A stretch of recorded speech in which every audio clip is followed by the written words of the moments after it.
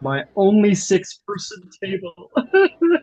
Hey, as a reminder, I put it up there pre-session. It's on the recording, so everybody who watches the recording sees it too.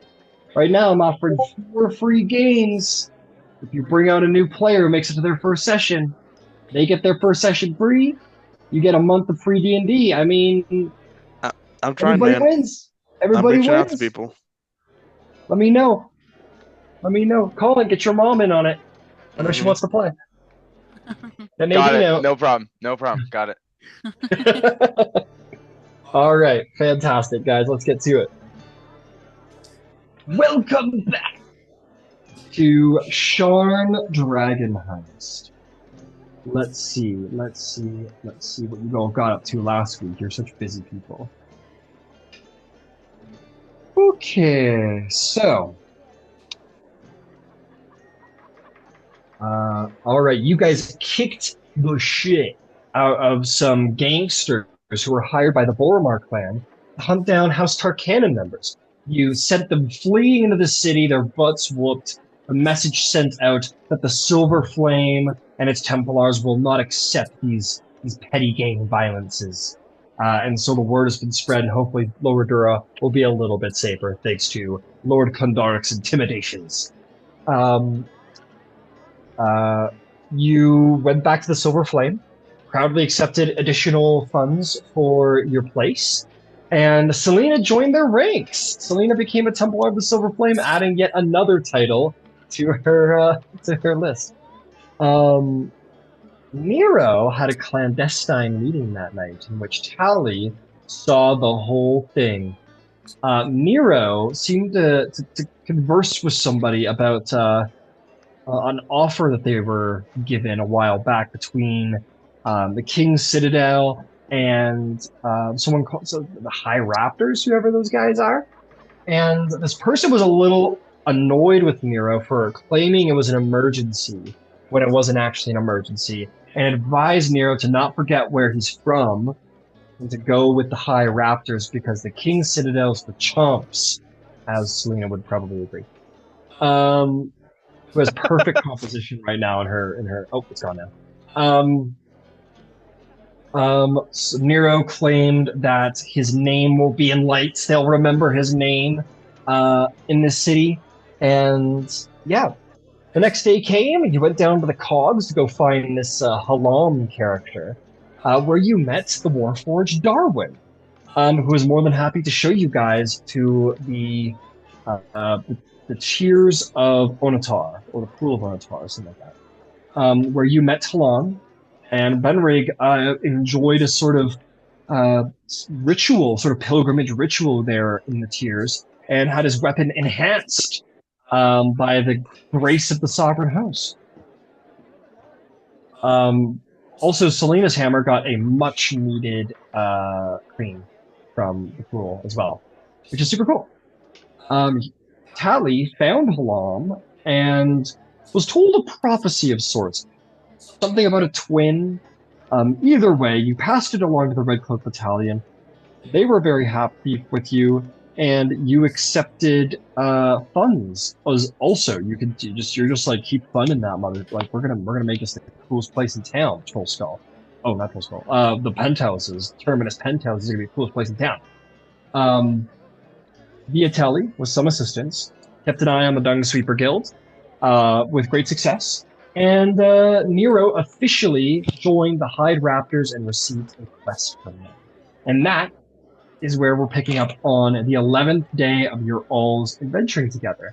You're all going to wake up here in the busted up penthouse suites. You do know that House Ghallandra should be around sometime this morning to talk to you guys about your prospects, about what you want done with the place. But before that can happen, something's going to catch the attention of Darwin. You wake up, well, or come online, excuse me, to the strange sound of like little feet pattering through the penthouses here, and down the halls, and there's like the sound of like children's laughter from the hallways, and they just kind of like, yeah. kind of patter away in the hallway. It's strange. Hmm. Hmm. I look or slowly make my way over the door and look out, see if I can see anything in the hallway. Make me a perception check.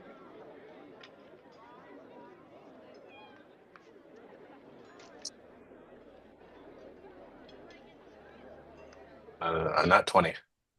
Oh shit. I guess you do, huh? You look out the hallway or whatever it could be. It's sort of disconcerting. The sound of like children laughter. It's never a good sign. That tells you you're in the wrong movie. You hear the sound of them pitter pattering down the stairs, and you quickly make your way to the window and you look out at the bridge. As they make their way across the bridge, you see what looks to be like three children seem to be like playing, hanging out, and they kind of make their way like slowly across the bridge, kind of like being as children are, kind of like hopscotching their way along. Can I tell like what race they are or anything like that? Absolutely. Two of them are, well, one is they look to be about 10 years old, eight to eight, 9 to 11, somewhere around that age. You see a human girl with a wooden sword.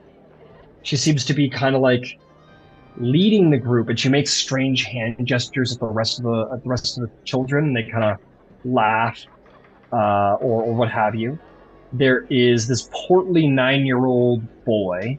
He has a cloak and a stick, and he runs around with a stuffed owl bear, like it's a shitty old stuffed owl bear. They're not well dressed, by the way. They look like urchins. And lastly is a little tiefling boy. In Eberron, tiefling is like bad. Tieflings aren't like misunderstood in this world, like culturally. They're not like, oh, they're just bad upbringing. People give them a hard time. It's not like that in Eberron. In Eberron, it's like tieflings are like usually like a part of crazy fucking cults. Like they're pretty much largely considered to be everything people think tieflings are. So tieflings are a sign of like shock when you see one, and very rare. He has an eye patch, and he has what looks to be like a toy bow and a quiver of sticks sticking out. What? And they're on the bridge. Is the bridge going, are they going away from our penthouses or kind of like towards us? They're still in your penthouses, but they're moving away from like basically the residential side to the other more dirty side, to the second tower. Um, and they kind of the little girl kind of like waves her sword and signals at the other kids, and they turn around and run, the other two giggling, and you're going to see the ghost sort of chase after them a little bit. And they seem to be like laughing as they run. They don't seem scared of the ghost. But the ghost seems a little annoyed. I guess knock on the nearest door to like wake up whoever and like ask like, hey, do you know what's going on? Or do you know anything about this ghost? Or I know Uh, about the ghost, I guess, but yeah, following up about the kids. I got you. It would seem the person to who's next door to you would be Benrig. So Benrig, you hear a knock at your door. Waking up from one of the deepest sleeps of my life. I think I finished the exhaustion after this one. So, um, I believe so. Yes. um, yes, hello. And I'll stumble to the door. How can I help? Hey, good morning. I heard some children's laughter and like pitter patter. I think they're in our house. It looks like the ghost dude has scared them away, but did you guys know that like urchins can get in here? Yeah, we might have an urchin problem. Well, that won't do. Um, everyone, and I just yell, everyone. I imagine everybody comes out of their rooms very, very prepared, except for Selena, who comes out with a little bit of a yawn. You know. And Um, but yeah, you But welcome. Like Everybody. Nero comes down in his underwear. Wait, what? Hold on. Wait, who's invading? What happened? Oh, Nero, it's not that urgent. Go Oh, back and Then say it's not that urgent next time, man. For there God's pants. sake, shut the fuck up. Talenta, and I like bang on your door like really hard. Security issue. The Everyone, door opens now. up. The door opens up before you like hit it. He's like, "What?" And then you hit him in the face. Oh, yeah, really hard. Really. Security issue. We have to figure this out. The fuck are you said talking about? something about the ghost, Darwin? Yeah, so Elaine. And I'll call out Elaine. Elaine doesn't seem to appear, at least not You don't readily. feel like you're overreacting here, Benrick? There was someone in our house, Talenta. Maybe I am, but I didn't see it. I don't know what's going on. Let's go bop them. Darwin, what did you see? I first heard the footfalls of small children and laughter, and then when I went to go check, I saw them running out of the house, and then saw the resident. Trying to think of what Darwin would call a ghost. A manifestation of the Yeah. ethereal form. Ectoplasmic manifestation. There you go. Of the residents giving chase to them. So, do you guys know anything about this? Also, the children were in a house. I don't know if I feel good about that. Oh, I guess we can't bop children. How old were they? I would say they were like roughly 9, 10-ish, as you humans go.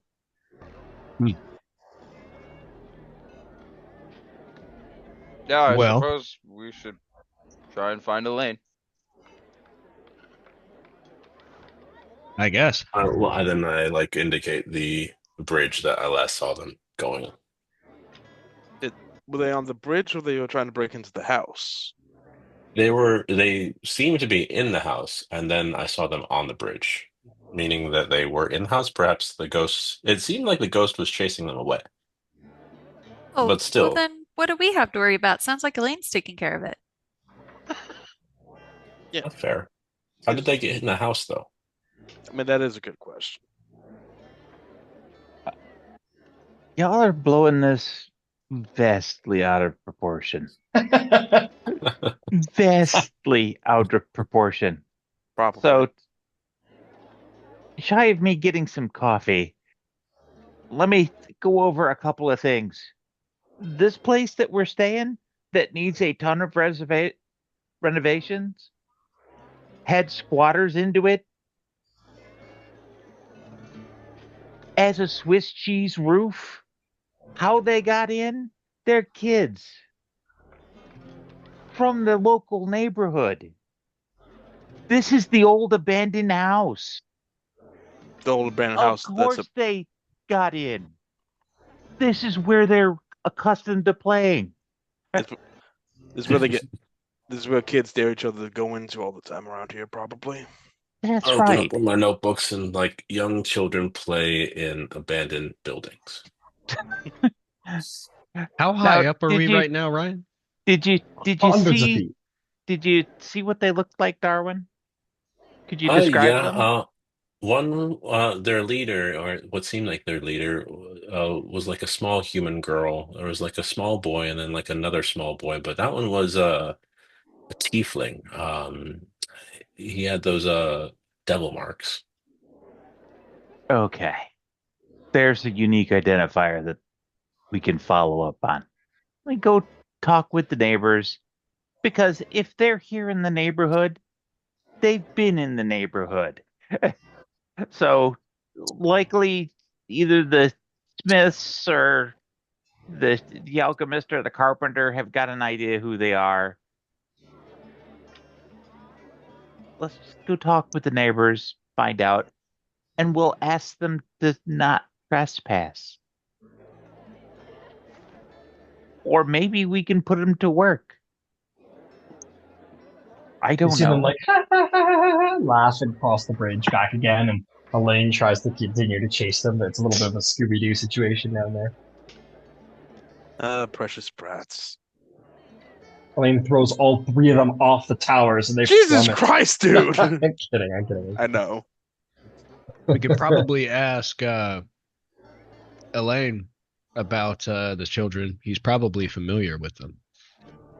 Yes, but Elaine is not going to be appropriately connected. We've already seen him yeet people just because he was annoyed. You can't be yeeting kids. I mean, they are trespassing. It looks like he's trying Oh. to. What was the term you said? Yeet something? He is Yeah, you should write that giving down. chase. Let me go. I'll be back. Viatelli, you leave the room as the rest of the party takes off all their berets from around the war table with this intrusion. All right, you head downstairs. You find your way to the bridge, Viatelli. You open the door. As a note, technically Elaine is a poltergeist, so he's very hard to see. He's mostly invisible. But the kids are kind of playing there, and you step out, Viatelli. You draw your samurai sword. No, God, no. Kids, You kids, see to them, meet yeah. your maker. please.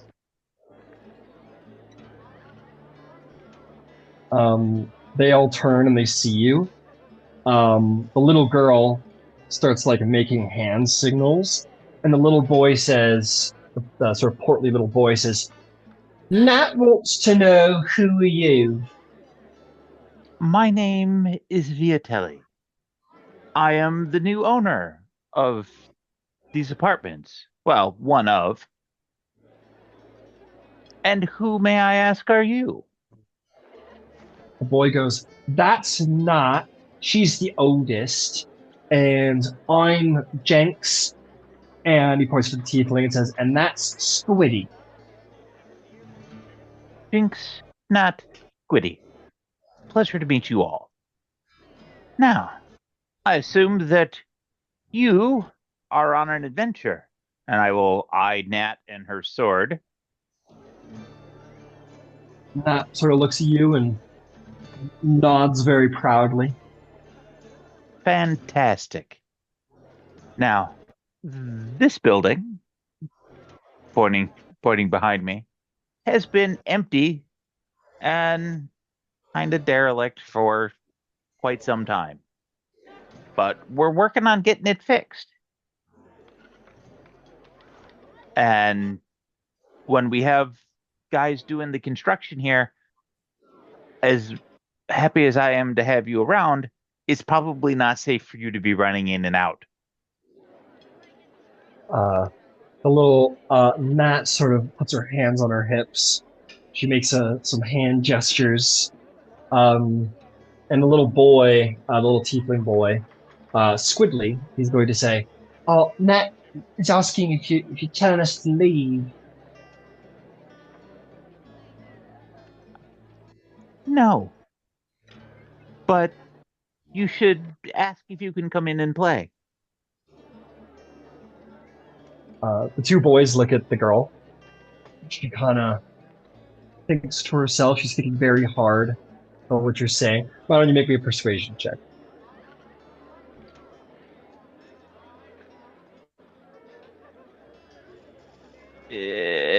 I'm gonna do my inspiration for that. I wasn't real thrilled with that. Oh, and that one was worse. So a 9. A 9. Yeah. She thinks very, very hard, and she looks at her two allies and nods at them, makes some more hand gestures, and the portly human boy, Jenks, says, "Not seems to like you and thinks you're very polite, and in exchange, we offer you our adventuring services."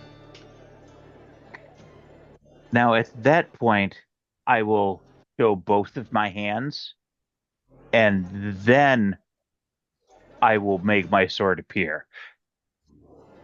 They see you do this, The little tiefling boy kind of hides behind Nat, but Nat and Jenks are both have looks of like ooh ah on their face. That's it. I Mr. myself Skywalker. am an adventurer. That's why I recognize fellow adventurers. Um, The please. people moving into this set of apartments are a brand new company called the Platinum Watch. Uh, Nat makes some more hand gestures at Jenks. Jenks says, "Whoa! Oh, Nat says, Nat says we're very impressed, and we can help you sweep up a bit because you seem nice." I would be happy to make that arrangement with you. And what would you Uh, charge for these services?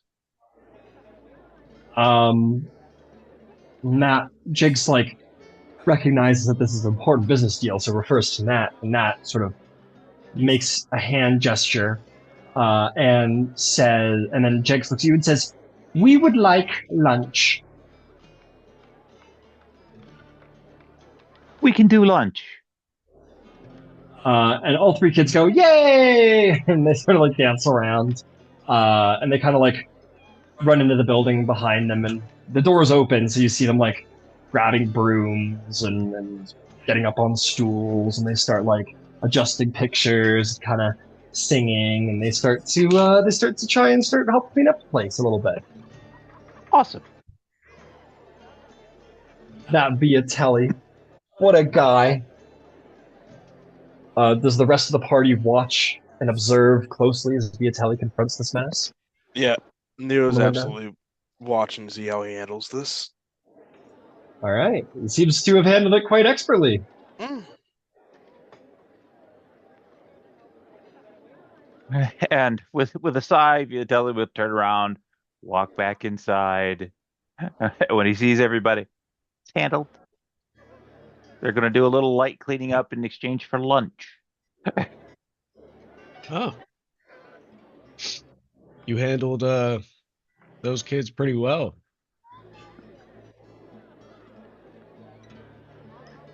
You treat I'll buy kids them. just like people. That's the trick. I'll buy them lunch, Lord Friarlin. Sorry to wake you up. Quite all right. More importantly, don't worry about buying them lunch. Worry about buying me coffee. I'll take care of lunch. At once. And then he'll like run up to the restaurant above immediately. All right, you run up to the shop above and Yeah. maybe purchase a little coffee. We'll call that for the party. Why don't we just call it a silver? So it gives you a deal on coffee. As you all run back downstairs, you will be greeted by a little entourage of halflings bearing the liveries of House Ghallandra. It seems that your meeting is upon you. It seems to be that the architect, as she is known, is present. And she's going to say, the Platinum Watch, it's good to see you again. I have received many letters of credit from various factions around Sharn. Most exciting indeed. I hope that this meeting time works for all of you. I'm sure you have much to do, so I won't take up too much of your time. I see you've already gotten a little bit into the cleaning up of things and received no shortage of funds to get the place all in ship shape. So, we're more than happy to begin servicing, repairing, beginning to provide certain supplies for opening. But the question remains, what is it that you want to do with the place? It's yours after all. We are the House of Hospitality, and we are happy to help serve however we can.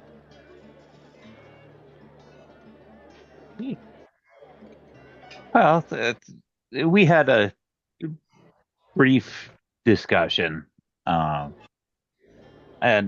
I I think this is probably an excellent spot to to bring that to the fore. Uh, my initial thought was that a a inn of some sort would probably be the quickest route to uh, sustainable income. Um, we have both lightning rail and House Orion carriages at the ground floor. We have a sky wagon at the top. We have a small eating place, a civis station, a place for travelers to be able to park themselves overnight, when they're first getting into town or planning on leaving the following day. That sounds like, you know, a place where we would see a modest amount of turnaround. We might be able to make arrangements with the uh, with the tavern upstairs, uh, and maybe have them do some cooking or offer stuff that they don't. Um, so we can handle getting the travelers, you know, bites to eat and that sort of stuff. Uh, I see. but I see. that was my initial thought. Some some of the other members of the watch had different ideas, but that was my initial thought. I see. I see. And don't worry about Terminus tastes. It is a lovely establishment, and it will serve well those who want to utilize the sky coach and so on. But at the end of the day, what we're going to do here, if our hopes are all the same, create something marvelous, something highest class, something that will bring in significant not only income but fine people to come and stay. So worry not for your competition. Just simply worry about what it is that you wish to do. There will always be competition. But yes, indeed. Is there any other ideas? An inn? An inn is a great set of bones. Do we want to put any meat on the bones? Is there a theme here? Anything attached to the inn? Surely there must be drinks and refreshment services and so on and so forth.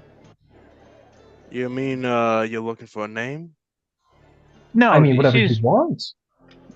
I think the question is, do we intend to offer food and drink in addition to housing?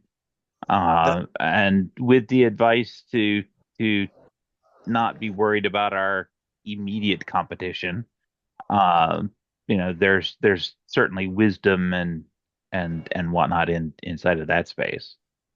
But if we wanted to offer uh, some entertainment, your idea, Nero, uh, wasn't bad. In that, perhaps a gambling theme of some kind, as I, a as an addition to the the uh, the standard inn and tavern combination amenities. just like magnificent gambling hall and inn. How intriguing. Darwin pipes in. What sorts of things do the upper class already have access to around here? Because we would want something new, something to draw them in, yes? Well, as far as House Ghallandra goes, there is Ghallandra Hall, which is a very famous place to stay. But these are all in the upper districts. You will all be bringing something, hopefully, that is both equal parts affordable and luxurious. Maybe uh, bring something to Tabix Landing that just doesn't exist here in Lower Tabix Landing. Something new and fresh. I'm inclined to agree, though. Yes, it's going to have a unique taste. Draw people in right off this train station.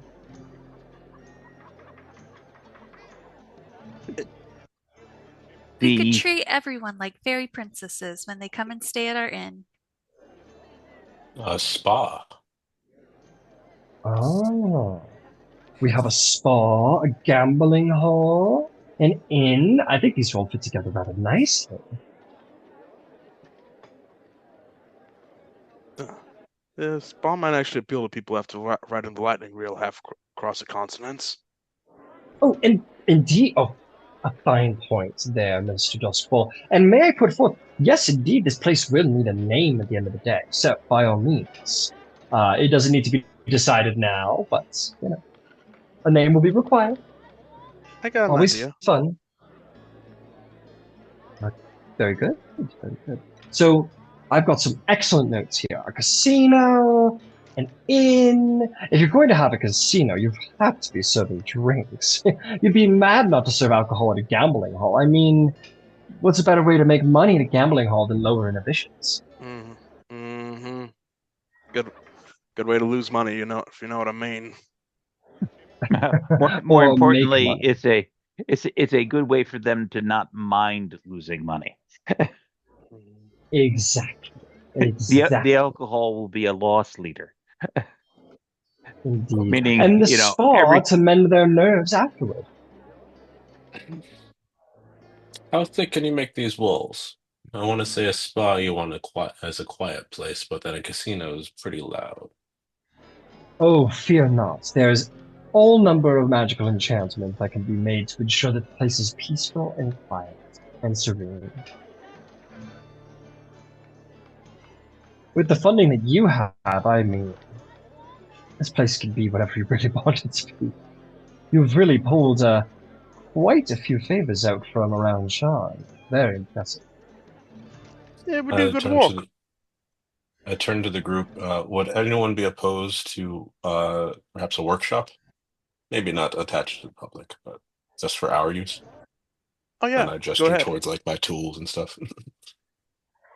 Oh, well, you're more than welcome to. Oh, and I should say this, of course. I mean, you have two towers here. I assume that one tower would serve as a quarters for your party, a home for your party next to the business. Absolutely. We don't want to. Magnificent. With all due respect, we don't want to sleep next to strangers. Of course, dear, of course. Well, I will put some thought into things. But you have two towers to work with here and several floors to work with as well. Is there anything else you would wish to incorporate? I think in your private home, there's certainly you can make space for yourselves to do such things. But is there anything else that you would wish as far as the hospitality side goes? Be assured we're going to make sure that your rooms and your housing is renovated as well. But as for the actual facility, the place that'll be making you money, we have a spa, we have an inn, we have a gambling hall, we have imbibements. What about the two of you? We haven't heard from you much. Lord Kandaric and Dr. Jones, if I recall correctly.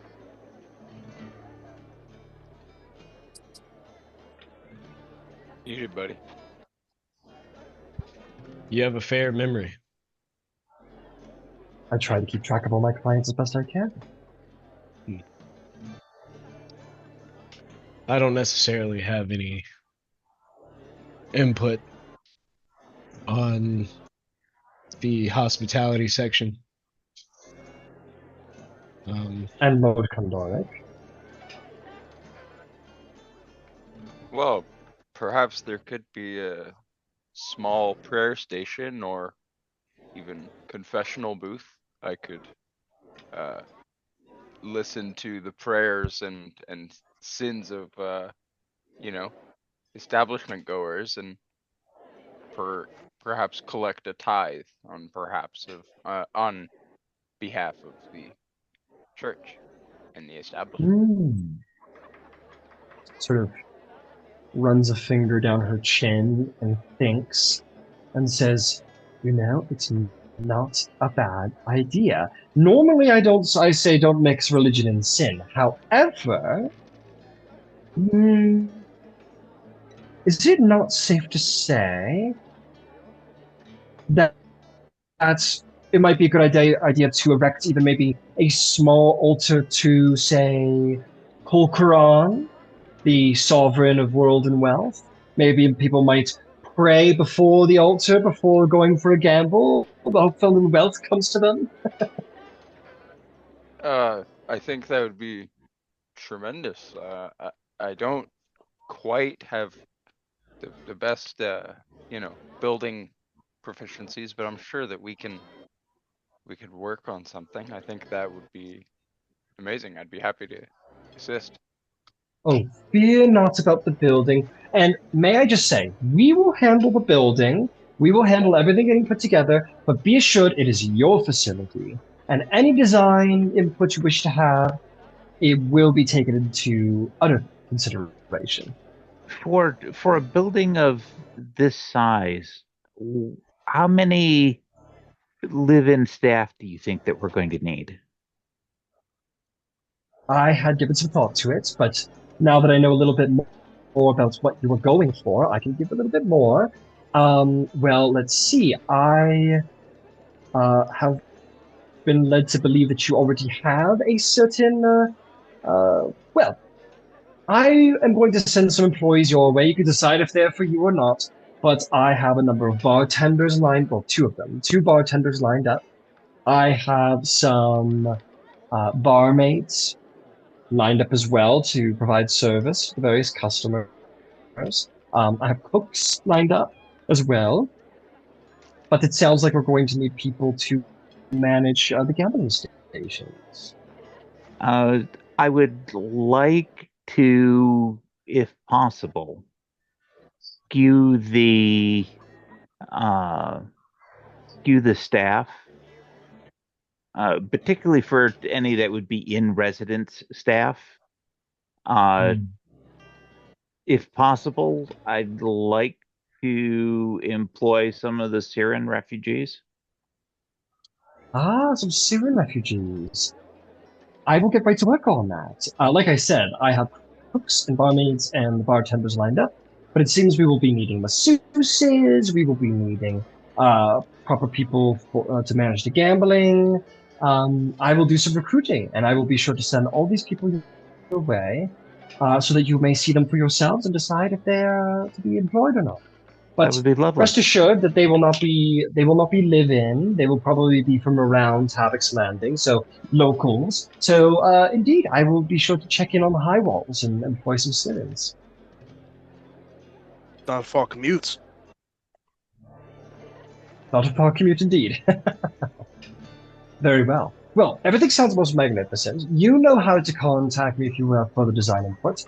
I will have everything done around here in, shall we say, if we can start today, probably 6 or 7 days, somewhere around there, about a week.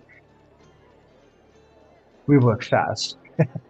By the way, Ryan, they're with Ghallandra, correct? Yes. And I would ask, and House Ghallandra would be completely okay with all this? Well, I come here on behalf of House Ghallandra. Of course, it is worth putting out there that you will have to be registered with the Hollisters Guild for quality control. But that is no issue, considering that we will be personally setting up such hospitality. So naturally, everything will be guild approved. Okay. Looks, it was like, sounds good by me. Fantastic.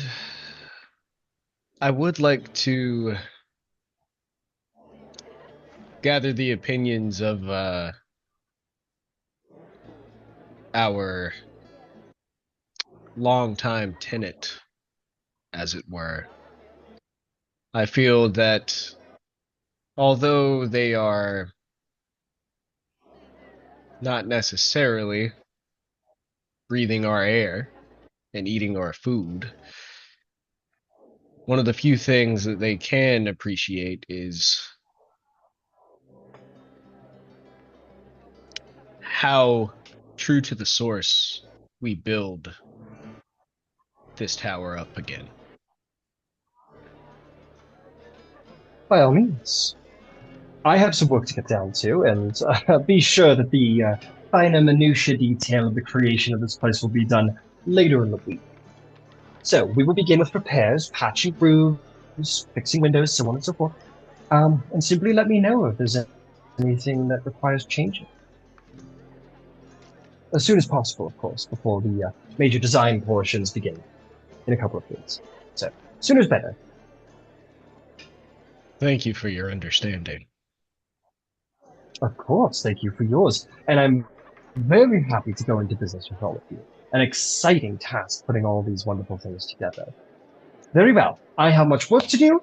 And she will nod to her second, who, like, snaps her fingers, and the door's going to open, and you're going to see, like, a small army of mage rights and members of House Ghallandra come marching down the halls and immediately start, like, mending holes in the wall and fixing tapestry and plugging roofs and getting on ladders. Immediately the workforce begins to fix up your building and she will say, "It's been lovely seeing you all, and just in case you've forgotten, it is I, my name is Shervina de Galanta, sometimes known as the architect, so Shervina the architect. Whichever you want to call me is fine, dears, but it's lovely to be in business. Have a wonderful day." Happy to do business with you. And she'll do a little halfling bow, and she will make her way out with her Ghallandra crew, and they'll go start organizing services and so on and so forth, hiring employees and all the business. You've provided the money; they will provide the services, the repairs and so forth.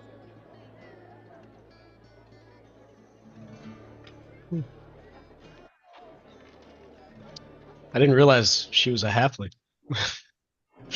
Yeah, all the members of House Ghallandra are halflings, so yep, you're a halfling.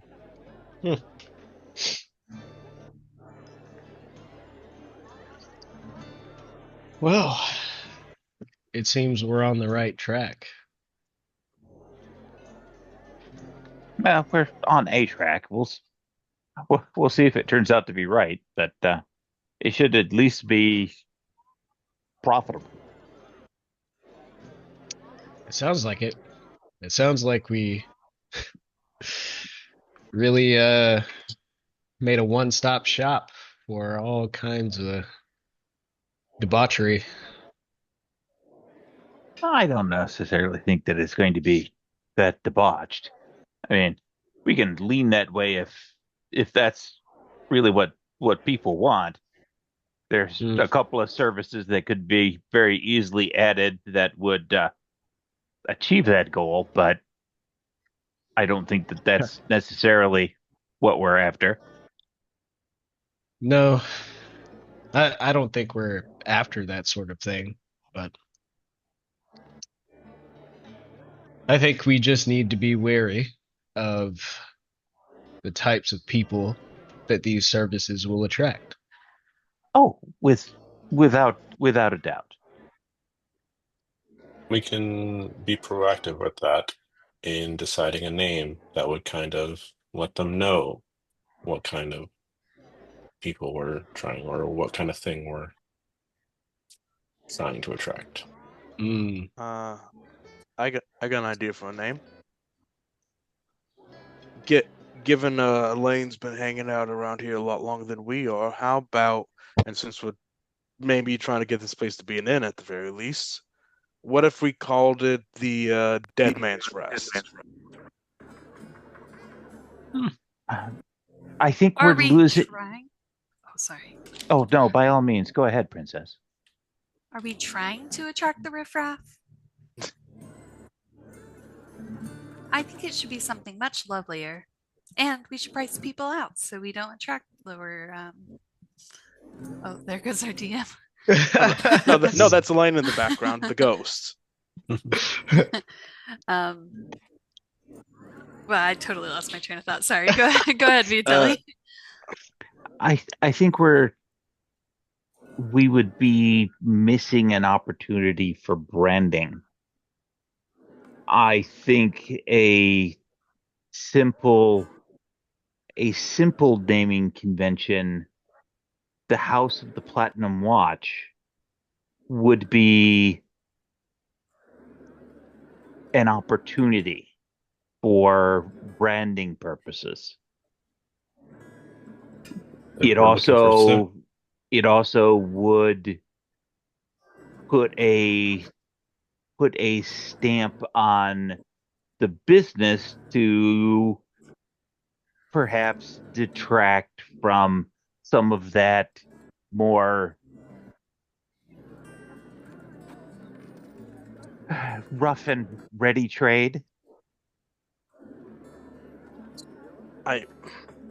Conversely, from the branding standpoint, which you are spot on with, Mr. Piarl,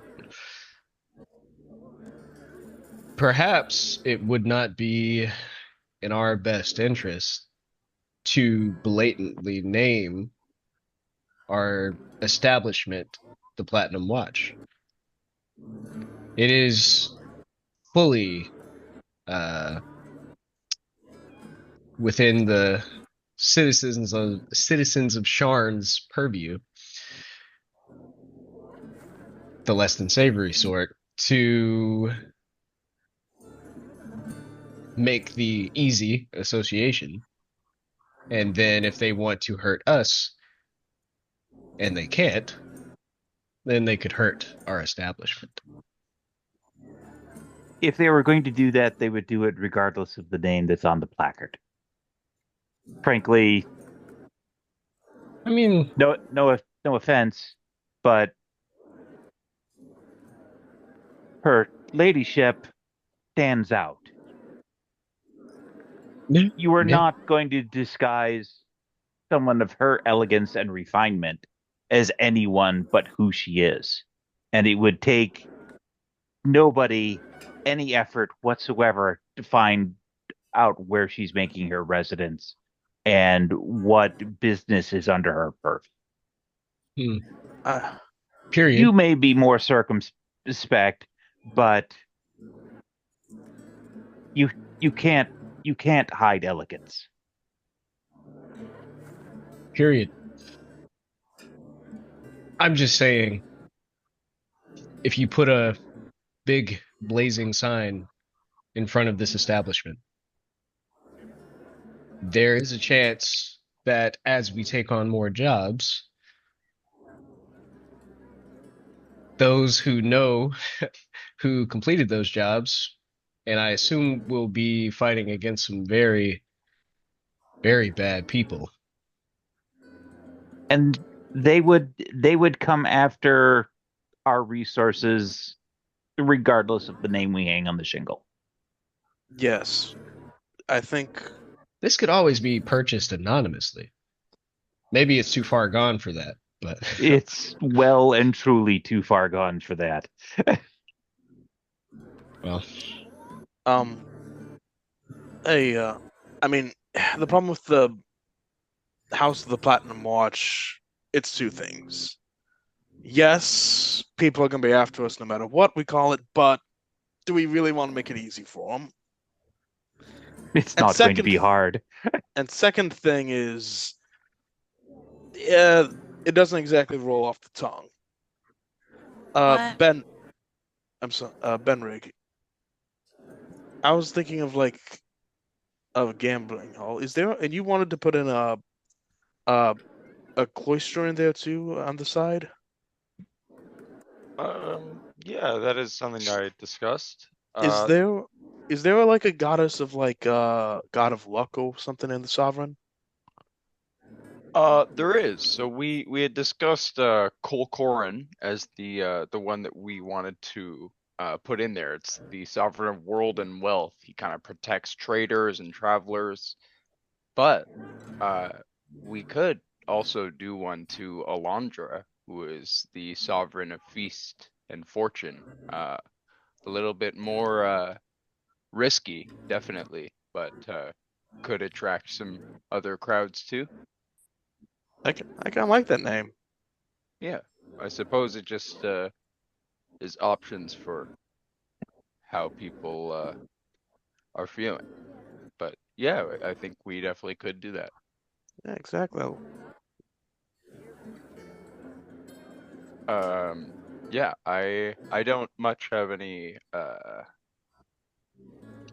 needs for it otherwise. I think for any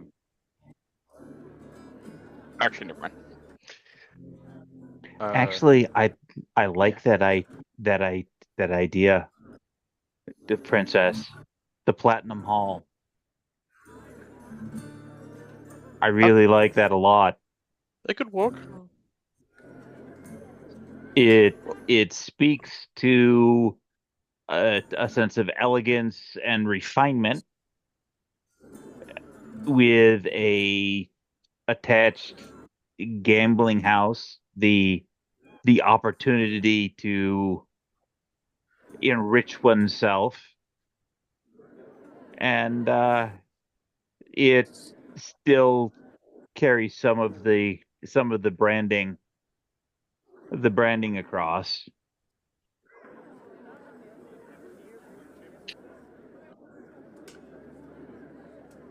Uh-huh. Yeah. Yeah. Darwin pipes up and like, I think simple is best. What about gold generator number one? Yeah, it's accurate, but doesn't exactly roll off the tongue. That's pretty on the nose, don't you think? We'll never get confused. I don't ask this in character, but do Warforged have noses?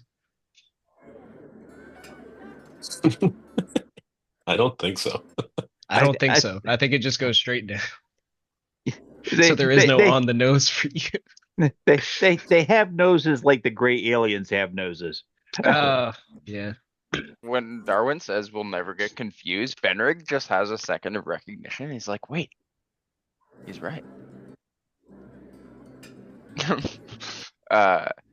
Also a note, can I write down like on some parchment just a separate request for something for my room when the Ghallandra members are making it?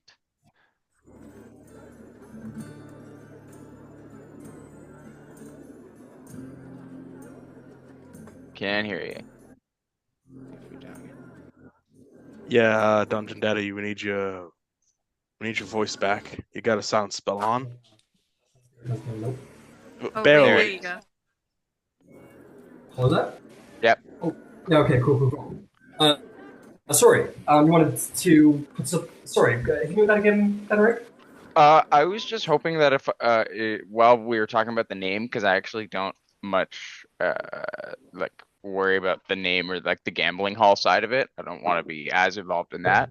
I just want to catch the House Ghallandra person as they're leaving, if I could, or Sure. try and like run after them. I just was wondering, could I possibly requisition a strong box that could support or perhaps bolster arcane magic for An my room? arcane box. Yeah, Or I mean, just like to pull the arcane. yeah, or just that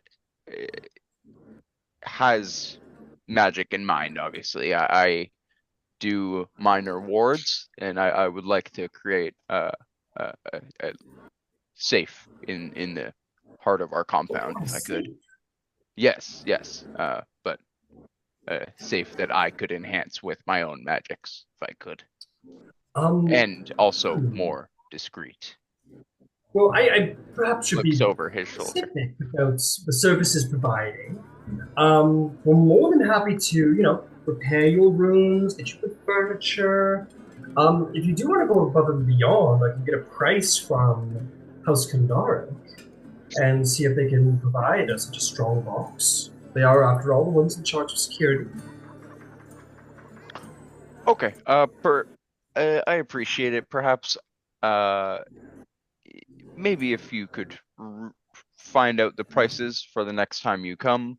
But I also do have contact there. So Oh, very thank well. you. Okay, excellent. I will be sure to let you know next I see you. Thank you. Yeah, and And that's she'll all. head out.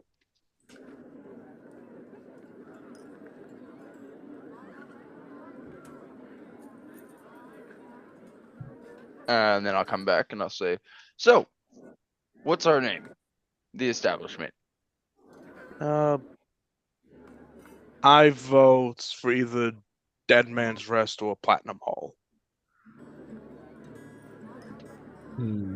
Let me do some research.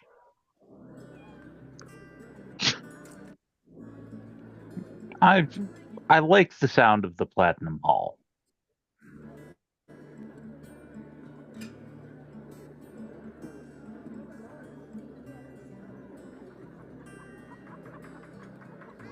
Because hopefully that's what is going to generate.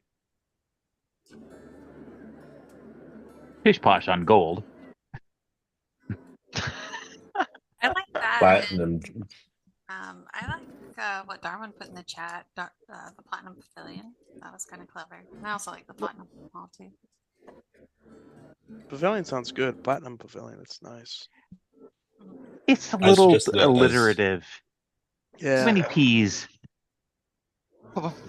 I would like to put forth a submission. And what would that be, Dr. Jones? Le Repos du Platine. What? All right, I'm into it. I'm into it. Again? Le Repos du Platine. Is that Elvish? It sounds Siren. Yes. It's something. What does it mean? It means Platinum's Rest. Ah, I like it. That's nice. Good. Because regardless of if you're sleeping here or spending money here, your platinum will rest here. Ah, And also, it's our place. yeah.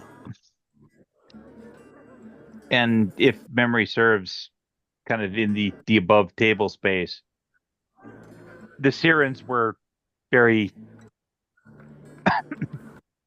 French ethnos. According to Ryan, yeah. Very artistic. Okay. And I like the sounds of that. It sounds fancy. And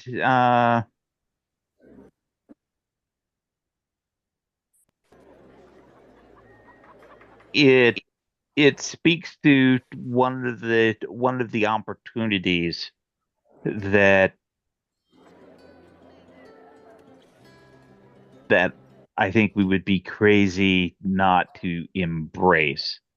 And that's the fact that there are a lot of people who are displaced without a homeland and are having to restart and remake themselves, and providing an opportunity. It's not a huge opportunity. It's a small opportunity, but an opportunity nonetheless. And if the Sirens are successful in establishing a new series, then we will have fostered a good relationship with that community. And I believe they have the motivation and the political will to make that a reality. Tally looks at you closely while you're talking, and almost like he was waiting for your last word to come out before he made any judgment. And At the end, he just shakes his head. It would be a good opportunity for those who are displaced. I think let's go for it. Yeah, but do those guys have much money? It looks like they don't have much of anything. Which is why they'd be eager to work for us, Princess. Work for us? I thought we wanted people to spend money here. Oh, people will be, and the Sirens will. I firmly believe eventually have money themselves, but we're providing an opportunity for those folks to reestablish themselves while we milk the wealth from the other dragon marked houses, the other nobility from the other nations coming to Sharn, because everybody eventually comes to Sharn. And situated where we are, that's our clientele.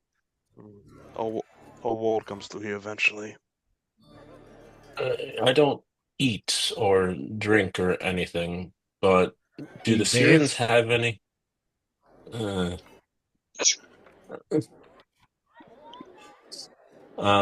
the Sirens have any recognizable famous food, famous draws that we can kind of theme into the place? Because perhaps this theme is kind of like how we draw in the upper class that maybe misses a certain dish that they used to have. Well, as I recall, they were a very artistic people before the morning. Their art and craft were highly sought after, more so now than ever. But that's mostly because it's now artifacts of tragedy, which is unfortunate. But that is a fantastic idea, Darwin.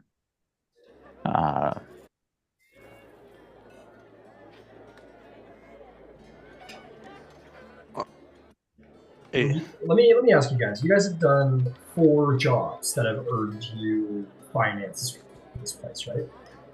Yep. Okay. Yeah, I think so. I'll tell you what.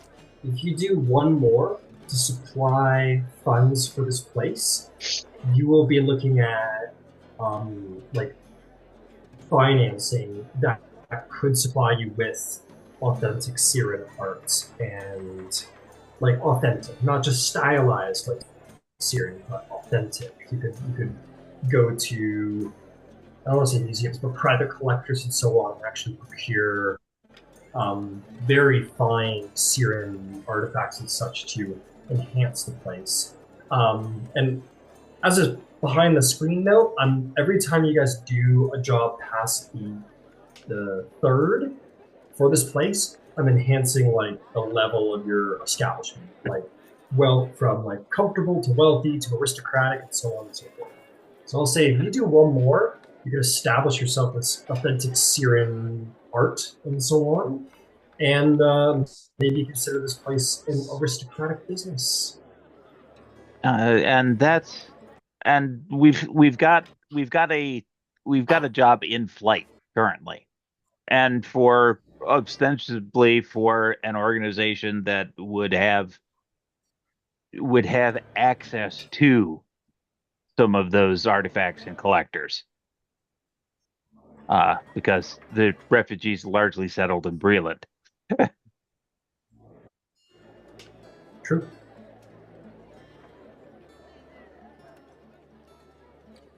So I think we've settled on a name. The Platinum Rest. Yes. Repos du Platine.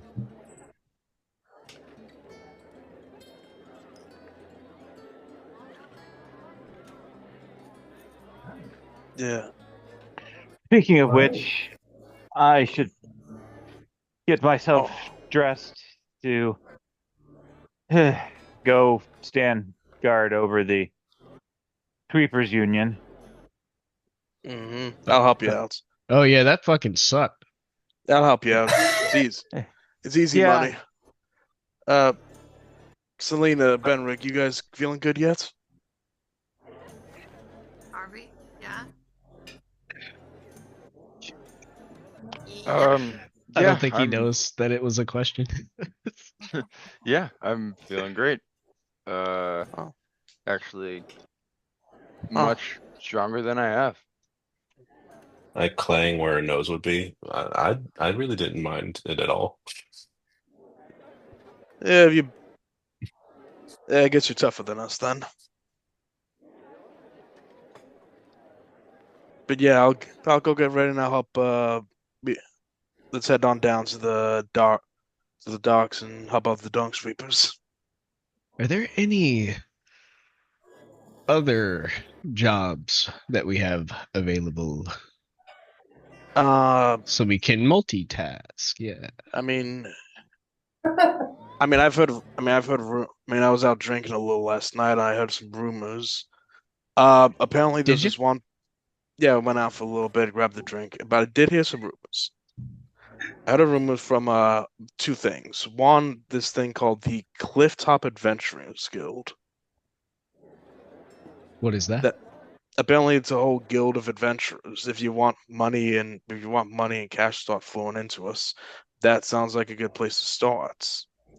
And I also heard a rumor that the City Watch was looking into like some killings down in the that had taken place down towards the docks during the night. I think it was like elves. They were all elves that were being killed, apparently. Well, Where'd you that hear sounds that? way better than helping out the King's Citadel, so sign me up. Permanent ops. Permanent. Selena, Ops. certified hater. Yeah. Certified hate.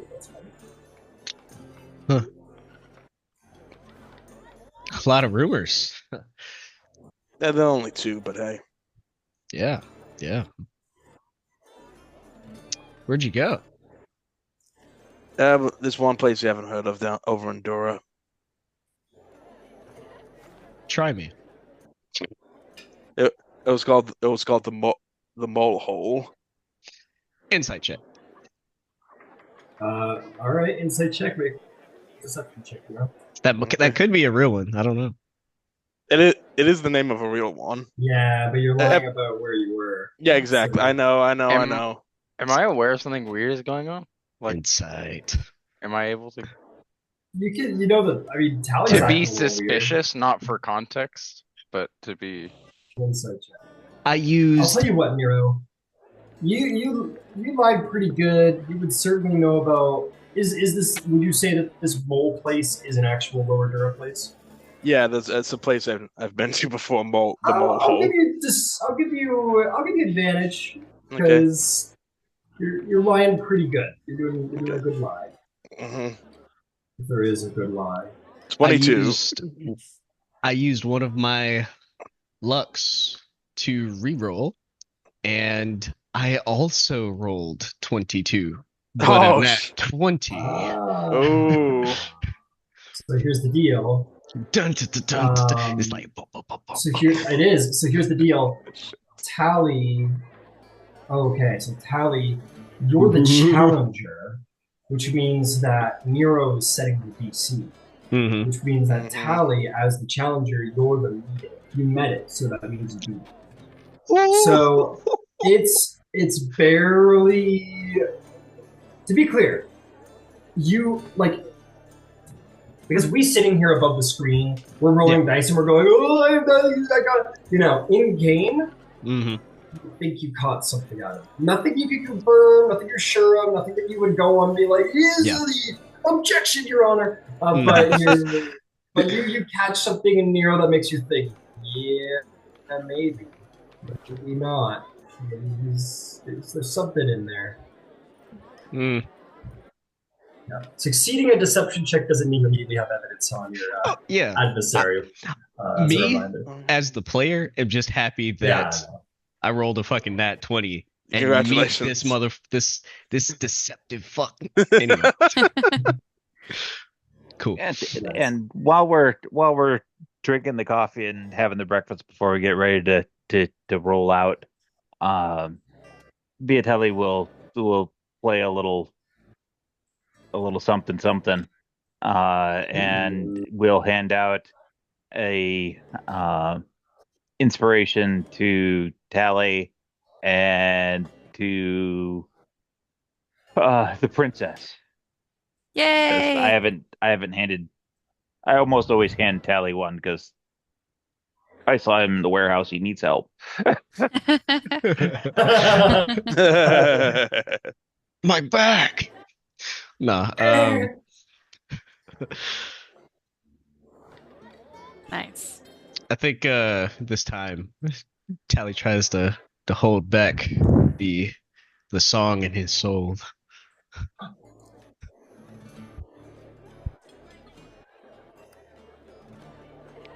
That was very good. With that, ready to go. So, who's on Team Dung Sweeper and who's on Team Murder? Murder! Oh. I'll go Dung Sweeper. I mean, That's our. You know, you're a really good guy, Darwin. Thank you. Actually, where does Selena think she would face the most combat? I don't know. Where does Selena think she'd face chasing a murderer or protecting Dung Sweepers? Probably chasing a murder, and also she doesn't like the King Citadel, so. Well, murderers usually work alone, Selena. And I can take them down alone. Okay. Ah. I mean, if anyone is gonna attack Dung Sweepers, they probably come in force, so you'll be able to bash more heads. So do you want quantity or quality? Quality. Also, it was a silly question because Selena doesn't like the King Citadel very much, so she doesn't want to help them. certified hater. Yeah. Drop. Yeah. Well, They slighted her and she'll never forget. you're not a It's citizen. like you're just not The citizen. Do you want to become an honorary citizen? No. I'm part of the summer court. Oh man. Summer Yeah, court for I'll life. go murder then. Yeah, for Someone sure. quote for life. For life, that's right. They got gang signs where you're from? So, okay, that is so great. So great. Let's see here. Yeah, we're doing the DM favorite, splitting the party. Oh yeah, I love this. DM special, baby. Okay, so we got Dung Sweeper team is Viatelli, Darwin. We've got Team Murderer is all that shit, Selena. Who else? Who's going where? I'll be helping out Selena on that. And anybody else want to come? For the murder. I'm already spoken for. Mm-hmm. I'll just look to both people. Where am I served best? Are you trying to solve a might be trying to solve a mystery, Benrig? I mean, if you want to preserve life, Benrig, you can preserve the Dung Sweepers' lives if they are attacked. And your allies. Or you could go after a murderer. You can bring the light into the darkness. Yeah, do I think that this would be like a duty as a Templar, or I don't know. Yeah. It's up to you, my priesty friend. Religion is often one of those things that is determined by the individual soul. Okay, well, I'm gonna stay with Viatelli and Darwin and help them out. High five. High five. How many fingers does Darwin Good have? luck, Princess. Stay safe. Keep an eye on that one. It changes on what And I I'm like- working with. That's cool.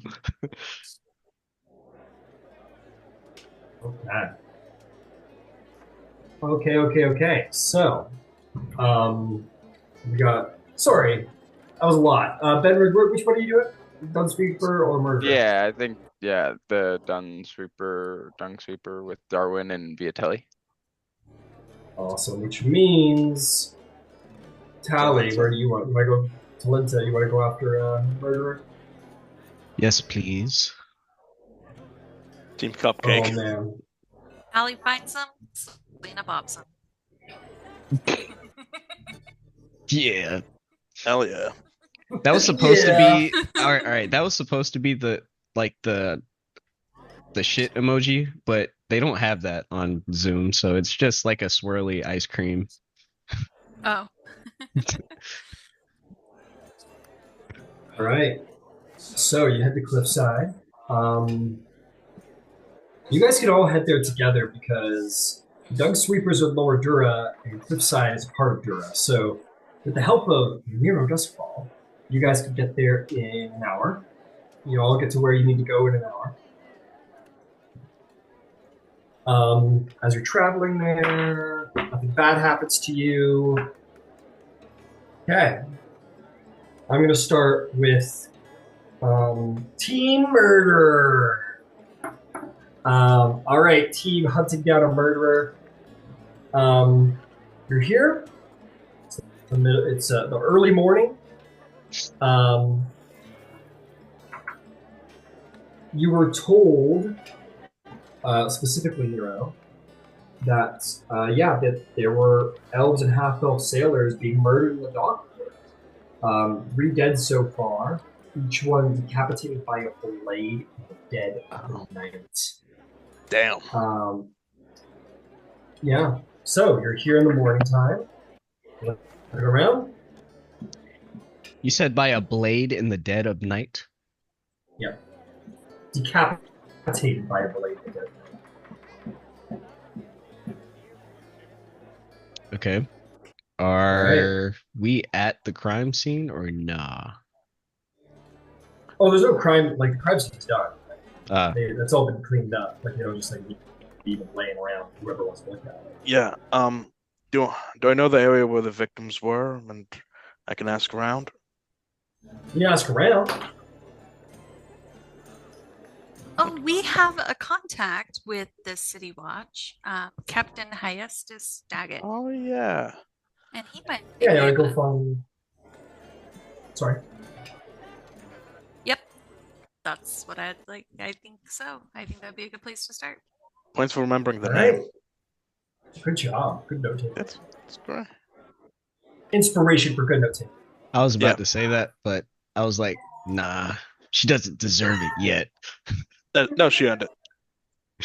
All right, you find Captain Hyestus Daggett, who is working away, keeping an eye on things, probably trying to deal with some crime here in Lower Dura.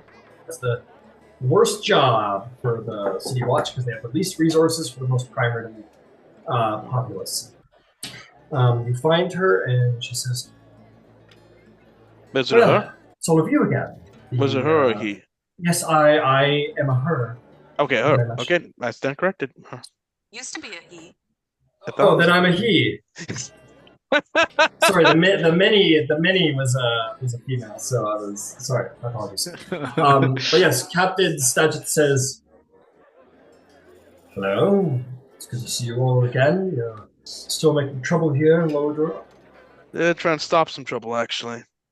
Yeah, we're here to fight crime. We have heard Congratulations, tell. she must have luck. Well, we were hoping that you could help us in this endeavor. You see, we have heard tell, and I'll look at Nero, that there is a murderer on the loose. Not there is. 3 dead so far, killed in the same way. Decapitated by a blade in the dead of night. We have no more specifics on that, I'm afraid. One after the other. Serial killer. So we haven't identified a motive yet. It could just be some sick psychopath who takes pleasure in it. There could be mean- motivated. Seems more like a hate crime as it seems to be racially motivated. I mean, the There could victims be are some all. kind of sick fetish. What Ew, species ew, were ew. they? Elves and half-elves. Elves Yes. and half-elves. Okay. I would suggest keeping any friends of yours who are elves or half elves off the streets after sun goes down around these parts these days. I think to myself, isn't Viatelli a half-elf? The Italian is a full-blooded elf, in fact. Oh, I'm sorry. I didn't mean to discredit your bloodline, fam. How fucking no, I'm kidding. It wouldn't be a discredit. Half elves are Sorry. unlike other campaign settings. Half elves are actually very dignified here. They're considered to be like true natives of Corvair. So half elves call themselves Corvairian, and they're the only race known as the Corvairian. How does that work? Because obviously half-elves are elves mixed with something else. So did elves weren't here first, I guess? Well, what happened is that every other race migrated to Corvair, whereas half-elves is the first race to have just been purely born on this continent by elves and humans. So they're technically the most okay. They're the first natives species. Yeah, they're the first to species have been born on the continent. Got you. Okay. So they're a proud people. They're like the true Corvairians. Okay, I dig it. That's cool. Yeah. Now back to murder. Back to murder. Okay. What else did the victims have in common? They are all sailors. They all seemed to work various ships coming up the hilt. And they never worked together? No, they were not in the same crew, and as far as we know, they are unrelated and unaffiliated. What kind of ships were they? Cargo ships. Any Merchant particular ships. Any particular cargo? There doesn't seem to be any consistencies. They, one was doing a shipment of food supplies from more greener regions. Another was transporting raw materials for House Ghallandra, and the third, I believe it was passengers. It was a passenger vessel.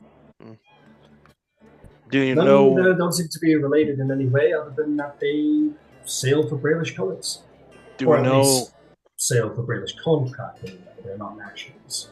Do we know if they ever hung out around the same place, like a same bar or same, whorehouse or something like that? Not the same whorehouse, but generally in the well, all the murders happened around.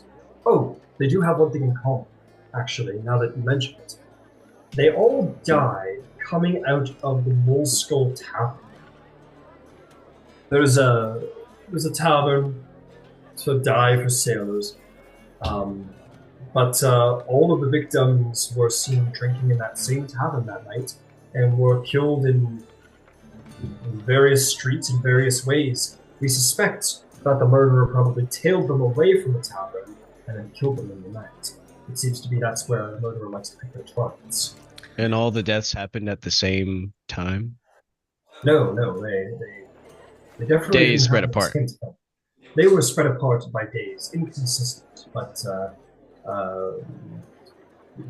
the one died, and then there was about 2 days. The next one died, and another 4 days later, the third died.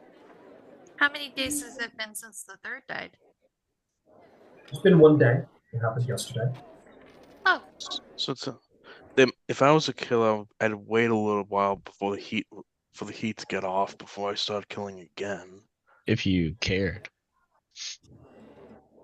I mean, possibly. So does it look like so it's like 2 days, then 4 days, then 3 days? Well, there's only been 3 killings, which means there's only been 2 divides between each killing. So it's been 4 days, then 2 days. Sounds like you. Sorry. While you're thinking of that, Nero, would you be so kind to draw me on a map the 3 murder locations? where the bodies were found, at least. Sure, do you have a map? Do I? No. You don't have a map of all the areas in the city? I do, but your I, character does not. But can we not? Oh, No, you're I'm asking him. Oh, you're asking me to provide. Sorry, you go ahead. You tell me. Yes, I'm asking, do you have a map that I can visualize where the 3 deaths are? I am more than happy to point out the locations on our map for you. They show you indeed a map of the Druid ward. Okay. And they show you like a variety of back streets. There's no like crazy triangle or anything related. You know That's what I mean? was going for. There's no red yard. He's within this area. Yeah. They're within an area, like they're like within like a couple of blocks, like a reasonable person like going from one place to their place to sleep. So yeah, no, all of them died probably within like at furthest, or he'll say like the one who died, whose residence was furthest from the tavern, was like 10 blocks, but died sooner than that. Died around 5 blocks from Moleskull. So there is about a 5 to 10, like around that portion of several blocks range. Nothing more than like, we'll say the one who died the furthest was like 8 blocks away. So 8 what? 8 blocks. 8 blocks. Okay. And they all died on discrete back streets where like public wasn't traveling. Mm-hmm. And in the middle of the night. So yeah. Was there any evidence that the bodies were moved in any way? Well, they were attacked, cut down by a blade. So there were lacerations, but then the body did have its head cut off. And there were lacerations on the front of the body, indicating a struggle, or the yes. The assailant was known. Most of them were single blows. These people weren't combatants. They weren't. The murder victims weren't skilled combatants or put up much of a fight. Clearly, whoever did this is very efficient, skilled with play. Well, I have an idea. Nero, I've seen you disguise yourself before. You could dress up as like an elf and go hang out in the bar. And then when you're followed along and attacked, we'll jump out and kill the bad guy. Selena, I was actually thinking of the exact same thing, believe it or not. Oh my goodness. And she'll high five you. Hell yeah! Yeah. But if I'm going to put my own life on the line here, I am also, I'm a bit durable than some of the others, but than some of the other people around here, so I could take a hit. Are you sure? I mean, you've seen me take some pretty nasty strikes. I've seen you fall from some pretty nasty strikes. Yeah. You've seen me survive some pretty nasty strikes too, Doctor. I'm just saying. I don't know. I know, but if we do this, I would like the whole team to be with us. Nah, Granted. we don't need the whole team. We just need Peacebringer, and she'll shoulder her hammer. Is that what you call it? Yeah, Peacebringer. Makes pieces, that's for sure. Yeah. Oh man, I think we can handle this. Did you come up with that name yourself? I sure did. Are you sure that the hammer didn't put you up to that? I wish my hammer was sentient. I've heard stories of No, I sentient mean the weapons, hammer. but The douche with the red cloak battalion. oh, he did inspire me. It's true. There we go. I dare you to say that to his face. Never. Exactly. Yeah, he's really I'm a cool. doctor, not a stupid person. It was like, Doctor what exactly?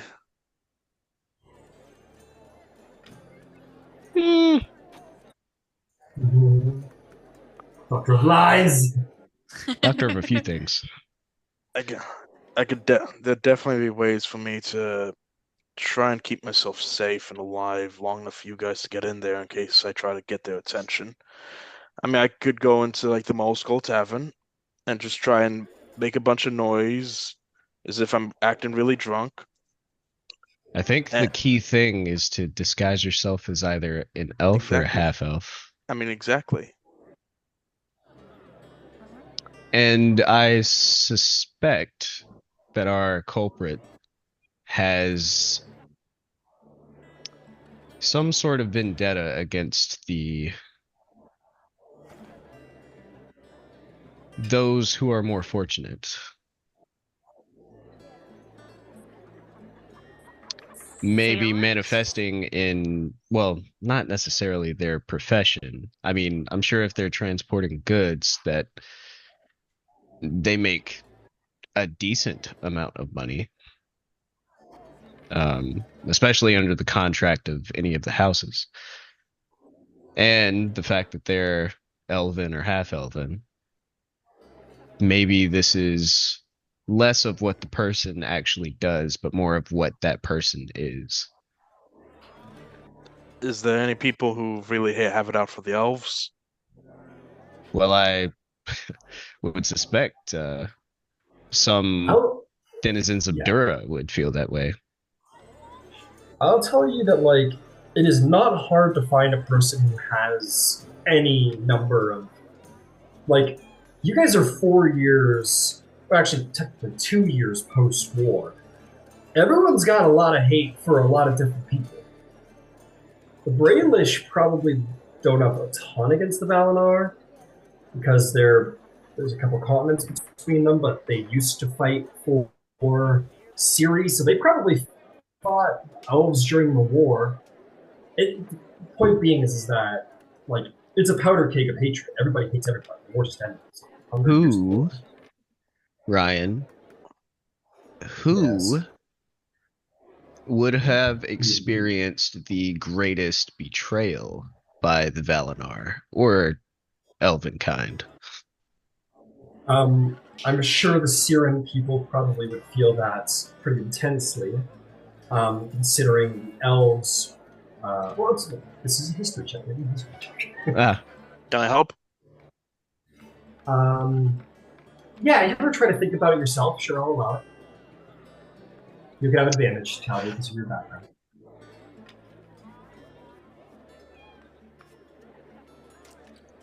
Uh, 15. Unnatural 20.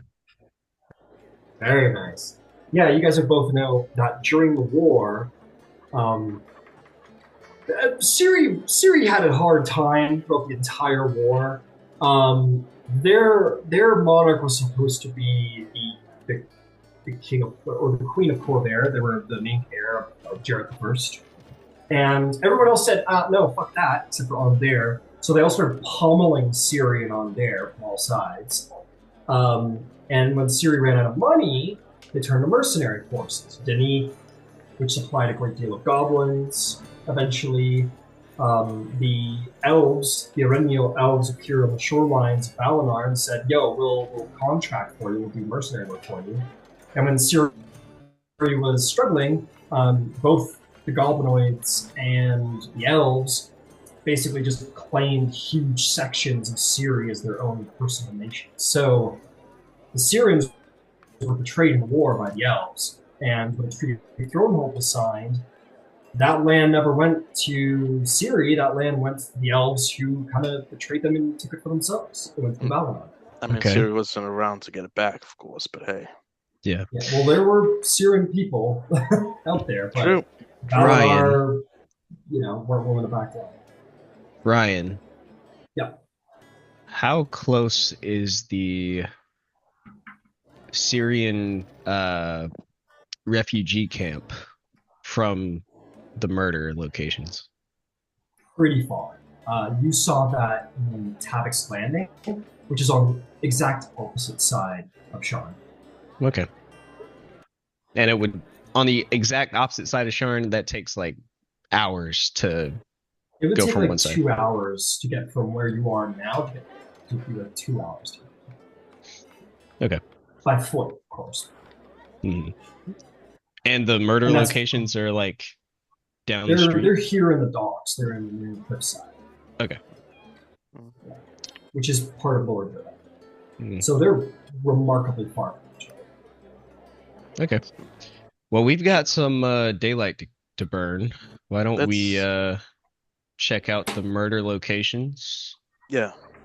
The captain will say, if I may, I understand that you're fledgling investigators. If I might provide you with a little advice. If you truly mean to stake out this murderer, may I suggest doing it at night, which is when apparently the murders seem to take place consistently.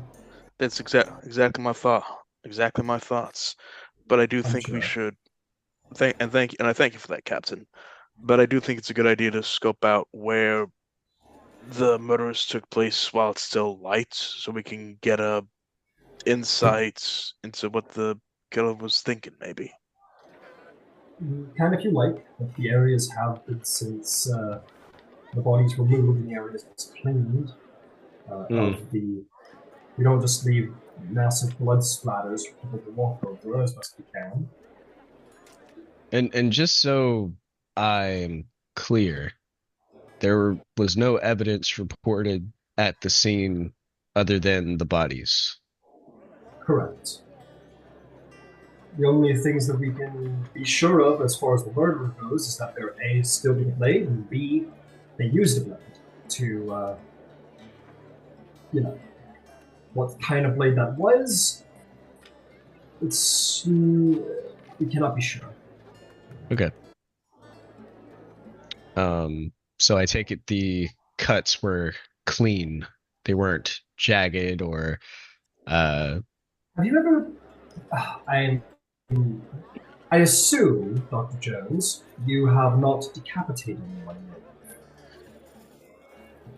And while I haven't either, it is not an easy thing to do.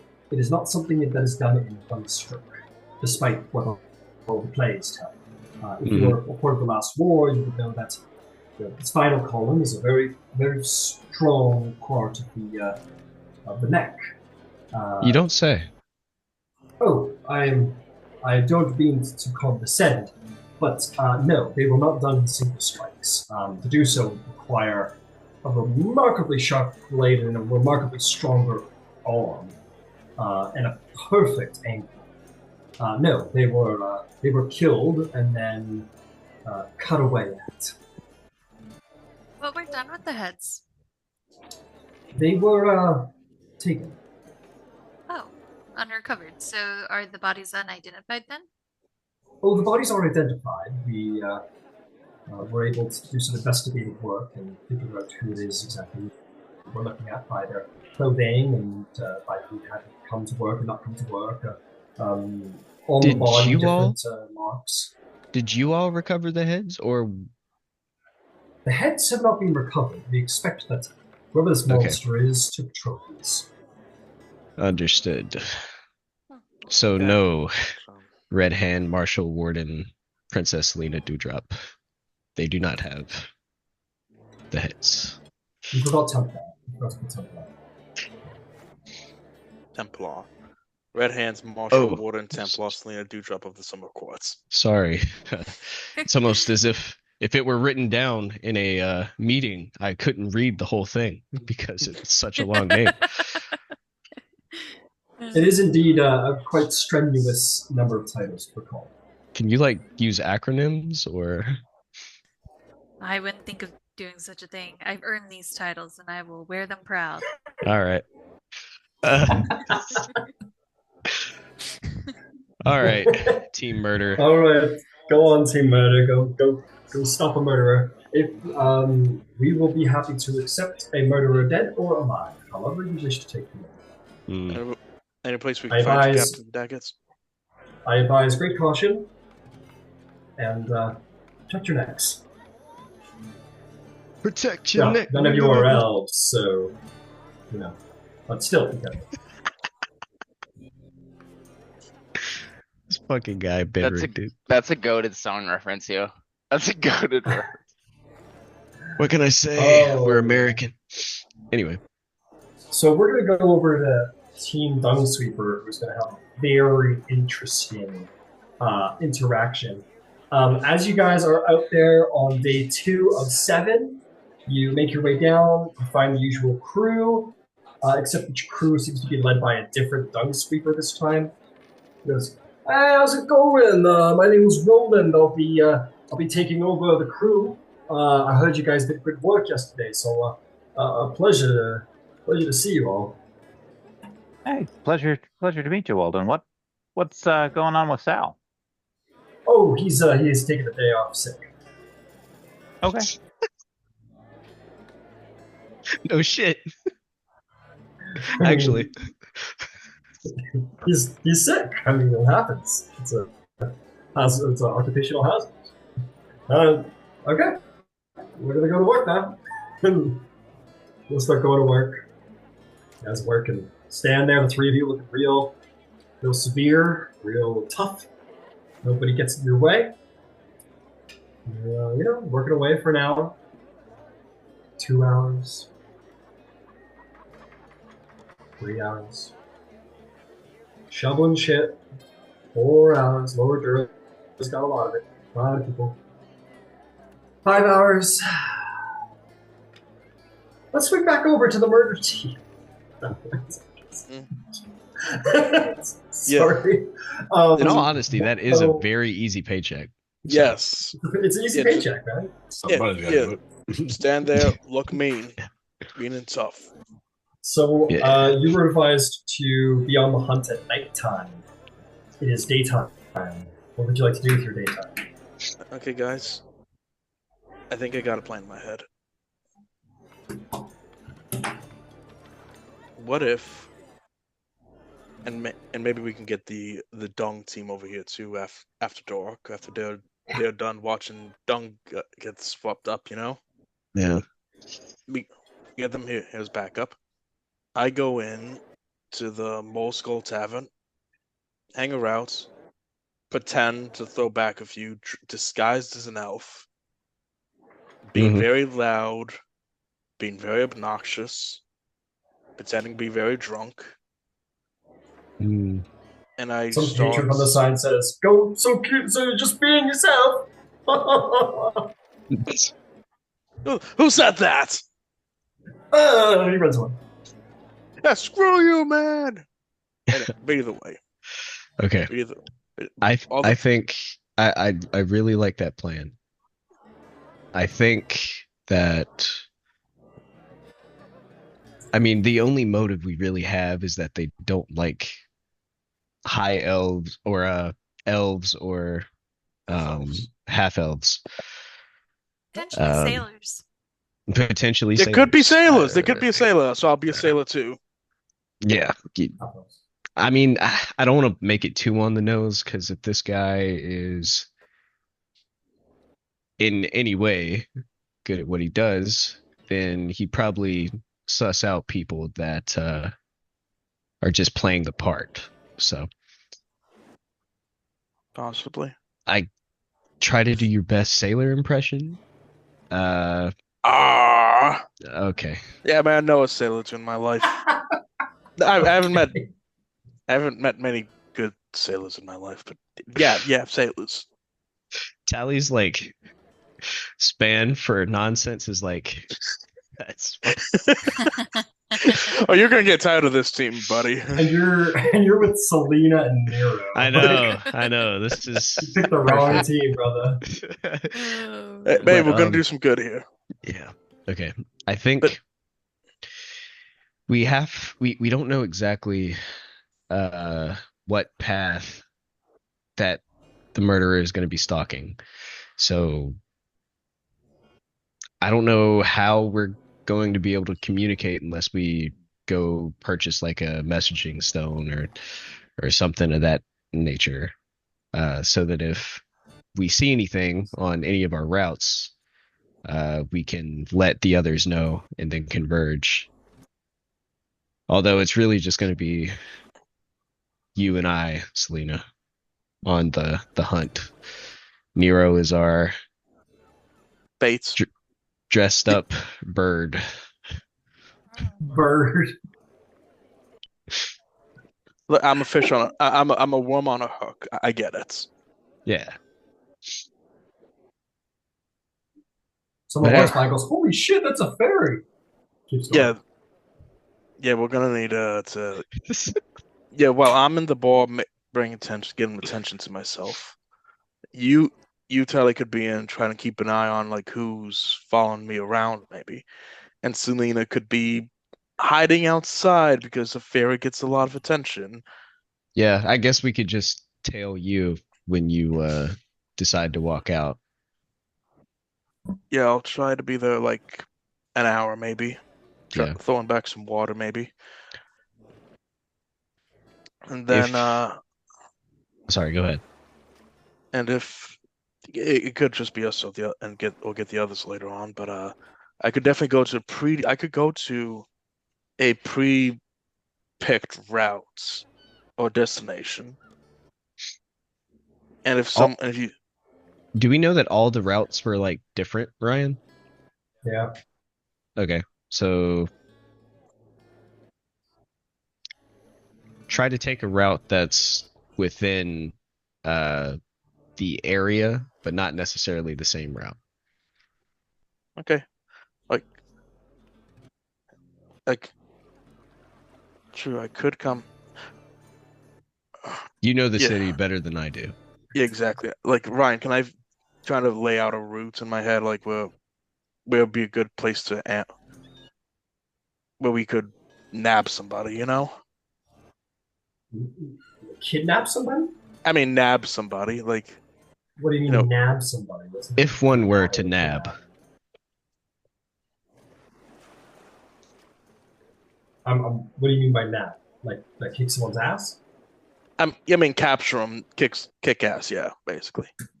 Okay, just any old person. I mean, like someone who's like tailing me.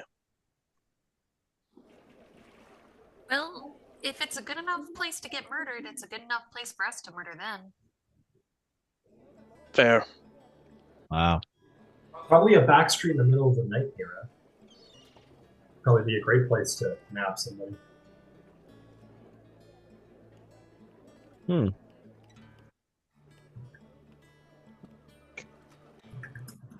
Now that I think about it, though, I wish we could ask Daggett if there was any hints of like of poison at the bodies.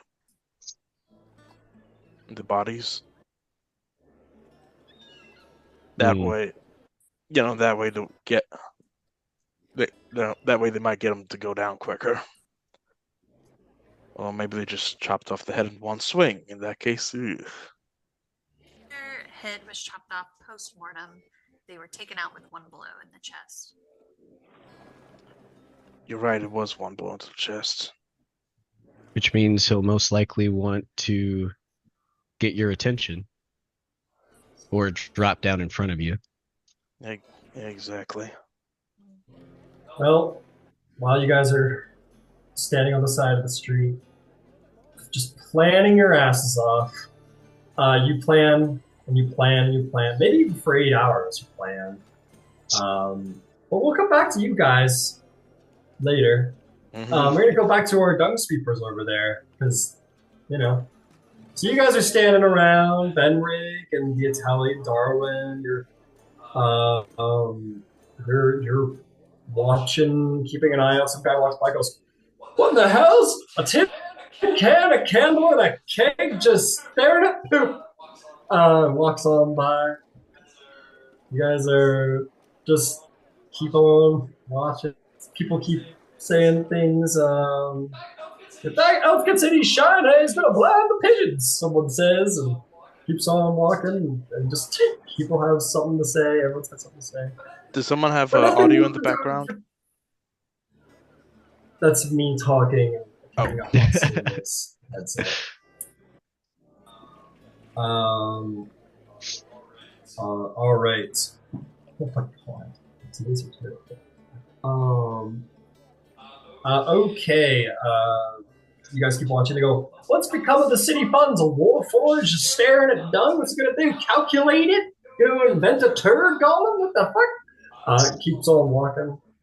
And eventually, oh man, These guys are mean, man. Some town criers like new city policy: holy man, war machine, and glittery snob on every pile of shit.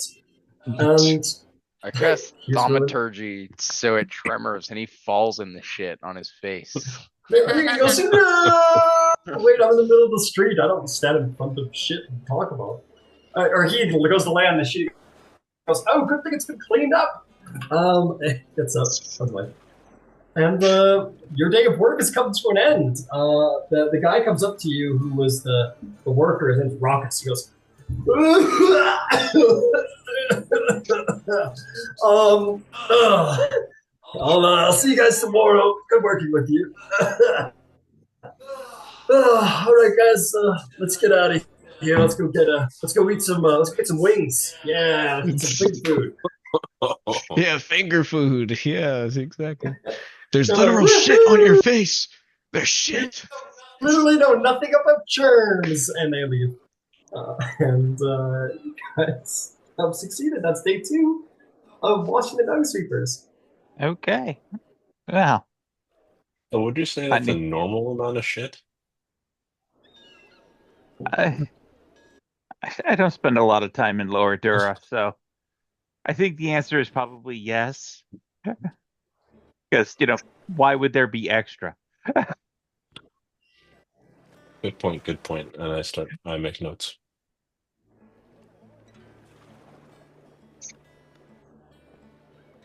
I have an overwhelming need for a bath. Yeah, you guys,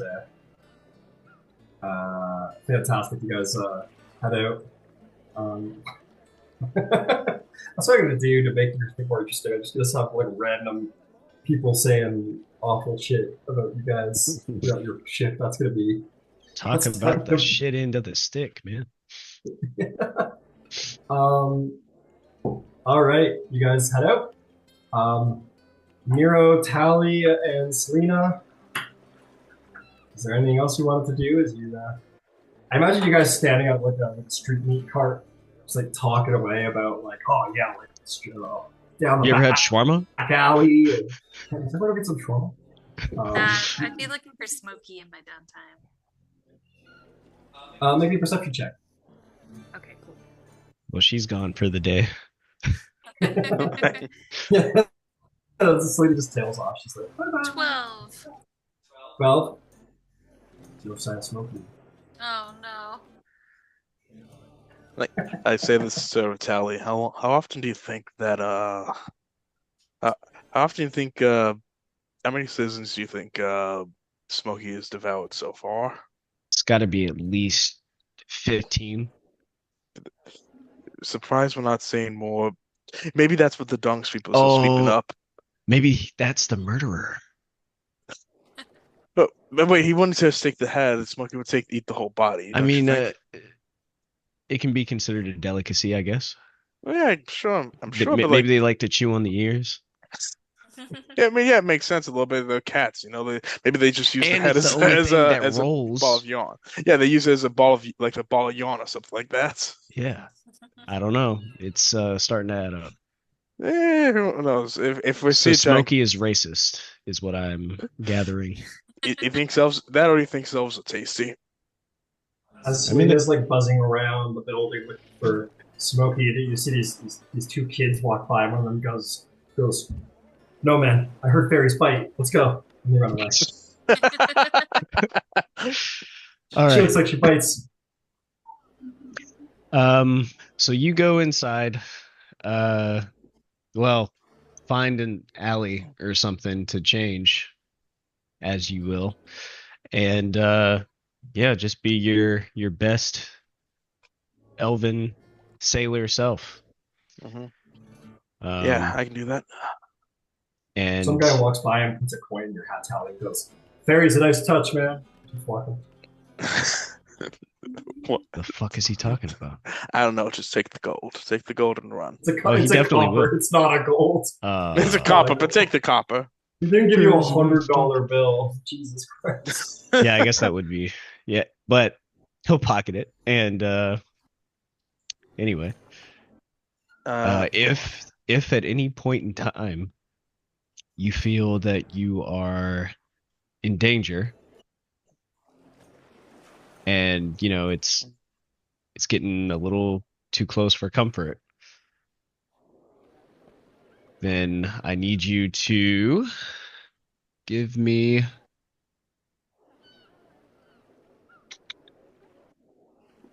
a signal, and it will encompass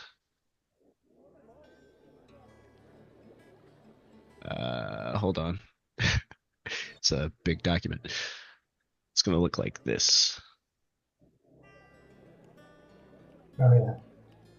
Oh, actually, like this. Like this. Yep, like that.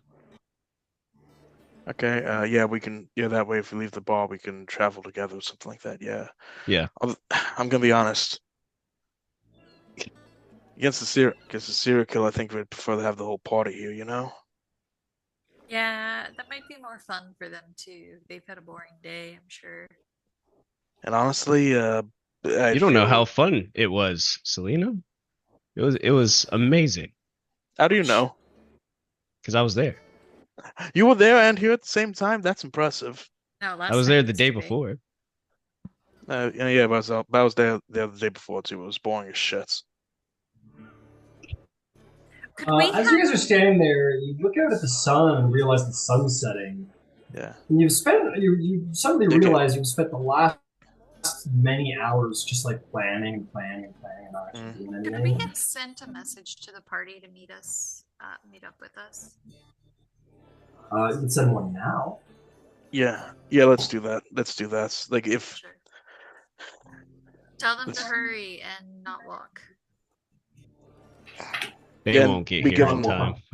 Don't make me wait. And We could- I'm just saying this for the fun of the party, right? Like I don't want to leave them out. That's why I'm kind of like Hmm. want to retcon that a little bit. No retcon required. I mean, they've been working. They need to. Yeah, we know. Yeah, we know What they do you might be. mean shoveling poop for 8 hours isn't fun? Yeah, Are you not? You weren't even shoveling food. You're just watching. Are you not entertained? We know what. Yeah, we know where they are. We can send a message to there. I don't think they're done yet. Oh, they're done. As you look at the sun, you're like, the sun's going down. Yeah, crap, it's done. Yeah, you can go get them. Your party. You realize Team Murder just spent the last 8 hours planning. Okay. Yeah, I'll send a message, like a courier message or whatever, and I'll pay for them to get a sky skiff, so they're quick about it. Oh, jeez. Okay. Goddamn. They'll She's a charge princess. She's a princess. That's true. That's the point. Sorry, caught me a little off guard here. I'm going to go get. How much it costs to send a courier across the city? A magical world. Okay, here we go. Communications. Yeah, you can use the mail service. It will be, we'll say, like 2 copper to send a little message. And if you want to buy the thing, that'll be 4 silver. Okay, and in my message, I'll tell them that we have a plan to track down the murderer, but it's a risky one, and Nero might die. So come along and fight the good fight with us. Also, be fast because I'm a princess and don't want to wait. And I assume you're sending this to the terminal station premises? Yeah, however the courier system works, I don't know. They say, where do you want me to send the messages for this? Oh, sorry. Yeah, terminus station. Sorry, I misunderstood what you said. All right, I will send. All right, terminus station penances. Thank you very much for hiring House Orion Services. Goodbye. And the person walks away. Gets on a skiff and flies into the city. Viatelli and Nero and excuse me, Viatelli, Benrig, and Darwin. You guys head over to maybe like a local bathhouse. Let's just call it like, I don't know, 2 silver for like a public, like to use the public baths, clean up a little bit, and head home. You guys travel there for 2 hours, as these are very long wards. You finally get home. You've been out for so long. You've been out of your house for 11 hours straight, just watching these people shovel shit. And when you get there, the person at the bodega, the little Kenku lady, she opens her mouth and coming out says, message from a princess, and we'll hand you guys a letter. You open it up, and it says what Slimmy just said. Basically, come immediately because I don't like to wait. You got a plan to catch a murderer, but Nero might die. Which means you have to go. You have to travel 2 hours back to the Duro ward, unless you take faster travel. You cannot respond to this message. You cannot respond to this message unless you take. There's the sky skiff. Yeah, I'll look to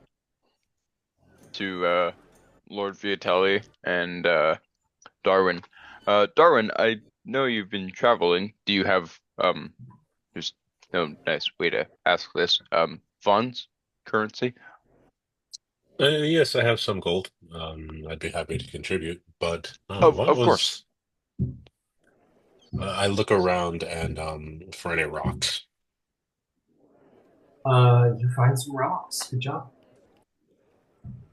I have some. I pick up 2 rocks while having this discussion with Benrig.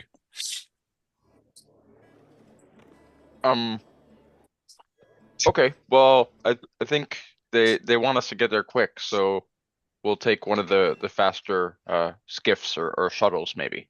And then I'll go to the fastest transportation relative to us. All right, you just hop on that That skiff, yeah, Sky I guess coach. before it leaves. Yep, 2 silver each of you per ward, so it'll be 4 silver each. I'll be happy to use cover it, that. but it will get you back to Dura. Cool. Yeah, So 12 silver. Yeah, that'll be 12 silver for 3 of you. And within 10 minutes, you're back at Dura. Over in Cliffside, where you find Tally, Nero, and the little fairy princess who could waiting as you you get off the sky skiff and your friends are there. The sun is almost entirely gone down. Okay. Hey guys, up. And I fill them in on the plan. Hey, we've got a bona fide elf. Oh yeah, we do. He doesn't do. look much like a sailor, though. Like, Yeah. Viatelli, what do you think? As little as I can get away with. Yeah. Well, what Damn, do you he's say quick with about getting out of those highborn rags, my lord? The fuck no? Maybe. Well, maybe it's that. Well, in that case, it might be best. Well, we're gonna have to settle for Nero. So thanks for that. You got this, Nero. I believe in you. I wish me luck. And Is Nero currently wearing armor? no, From what I can tell. no, I'll take a mage armor. Oh my god, it's happening. Yeah. It's Nero finally specifically happening. didn't wear his armor today. Yeah. He's been like next to Benrick going, Yeah, I don't know. I look at him and I go, stay safe, Nero. I'll be there to help you if you need, but this should protect you without me. And I'll like kind of cast some light over him and reinforce his robes, I guess. Nice. Thanks. Faith, that's... You guys will keep me from dying. Yeah. Yeah, you guys Well, ain't. don't forget that death is a natural part of the life cycle. Of course it is, Lady The- Dewdrop, but Nero's not Where did going to that come join it from? just yet. Not yet. It's a part I'd like to skip at, honestly. Of course. We'll keep you away from it. But yeah, we make our way to Mole Skull. Some people take on watch positions. I'll go in an alley. Before And- you do that, Okay. before we go in, I know something with the communication thing. I think this is the problem I can help with and relevant for our current situation. And I take the 2 rocks, and you guys kind of see me like squeeze them together, and there's some blue, some yellow light, Oh. and then suddenly I have the 2 rocks. We should be able to talk to each other. Not much, just once per day with these, but this should help with some communication issues. We don't need to wait for little carrier men. So here, Nero, you should take one, and that way you can let us know if anything goes wrong right now. A lot quicker than just, yeah. Or if you guys see something I don't. Yes. Awesome. Okay then. How loud are these when they receive the message? It's so there's sending stones that I can infuse and like kind of create. But it's a rock that imitates the sending spell. You can send a 25-word message once per like day. That's refreshed on dawn, but I don't know how loud it would be, like a sending spell. I would say it's if it's per the sending spell, then it would be telepathic, so they'd hear it in their head. So straight from the rock into his brain. Correct. Oh. So I'd say like Nero speaks into a rock, and whoever's holding the other rock hears it in their mind. And so I'm pretty sure how the sending works. Yeah, it's telepathic. Okay, yeah. Okay. Yeah. Well, thank you very much, Darwin. Yep. Oh, Get in there and help. get to schmoozing. got it. I walk into an alley, Ryan, and I use disguise self to make myself seem like An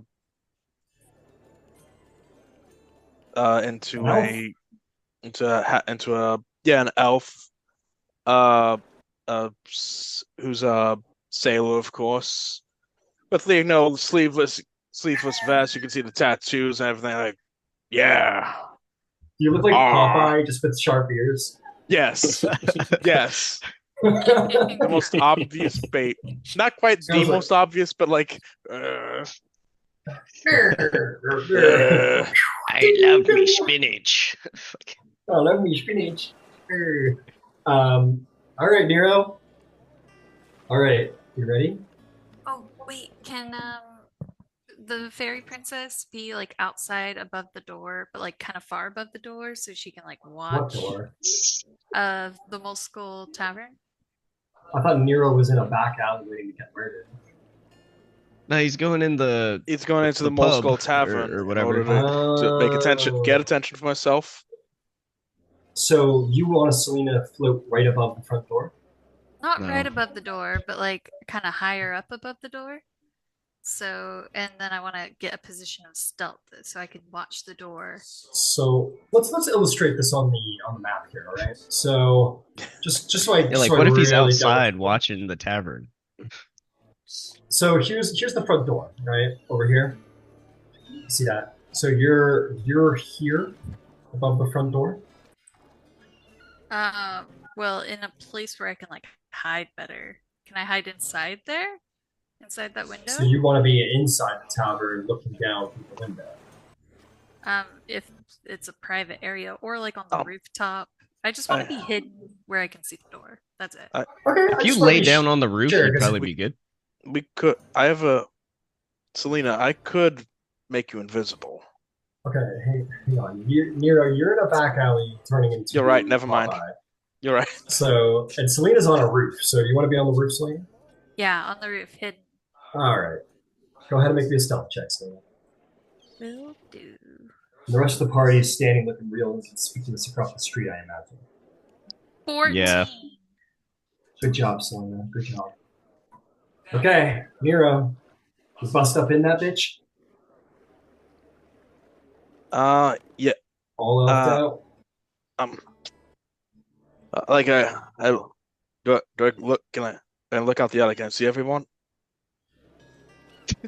I mean, do I s- Make a perception check. No, we've all left you. We've all left. Well, shit. No, I don't see anybody. It's a natural one. You're walking towards the tavern, and you go to turn around to see if any of your friends are there, and the door opens and smashes you in the face, and you're like, "Oh, here!" Hey, watch what you're doing, man. He goes, "Oh, sorry, dude. Are you an elf? Yeah, I am an elf. What the fuck are you doing? There's a murderer on the loose, you idiot!" They're like, I know, scared of no murderer. The bunch of baloney. He's been fucking decapitating people, you idiot! You should go home. Yeah, so let him take a look at me and see how it dick. goes. Is he an elf? Whatever, man. I was just trying to warn Elves you are and save your bros, life. dude. Dude. Well, no, I'm not. This guy's not an elf. That's Okay. Nero's the elf. Oh, Hey, okay. man. Hey, man. My dude's a human. He's just some human guy. He's like, you're crazy, dude. What the fuck? Hey, man, look, I didn't mean anything bad by it. I may buy you a drink. No, I don't think so, man. I mean, if I hang out with you, maybe he'll decide he's into humans or she's into humans, and I'm good. If you want to risk your life out here, have fun. I'm all good. He walks away. Okay, have a good night. And Nero just the elf called Polis walks into the bar. Oh. Okay. That sounds like an elfie name to Nero. Polis? Sounds like Um, police. So you walk over to this. You a fucking cop? You see this one elf sitting there, and you walk in. He's having a drink at the bar. There's a whole bunch of people in here. We'll go up to the elf. Oh, yeah, I'll go see. I'll go up there and see. Mind if I take a seat? He goes, sure, yeah, all right. Go ahead. What's your name? Polis. Polis? Is that Greek? She was like, "What's Greek?" Never mind. But where are you from? Like rain? Are you rain? What's Polis? Feels like it's the name my parents gave me. It's a friend of my dad's apparently. Oh, okay. From up Right. north, came down here, wanted to sail the seas and everything. Big dream of From mine, the you know. Elven Reaches? He was like, well, yeah, actually. Okay. Cool. Yeah. Sure. Mm-hmm. And he sits with you, drinks. He thinks you're really strange. It's like, why are your arms so big? It's just like, he'll talk to you. They're lifting up crates all day. I pick things up and I put them down, you know. I'm a bosun, you know. Yeah, sure, buddy. Yeah. Bosun, you gotta pull on the ropes and everything. It's good for you. What do you do around here? What's your name? My name is Anialis Amakir. Amiamis, huh? It's good to meet you. You're local around these parts? Me? No. I originated at much further out east, actually. Cool. How far out east? He's like hesitant. He says, I am from Valinor.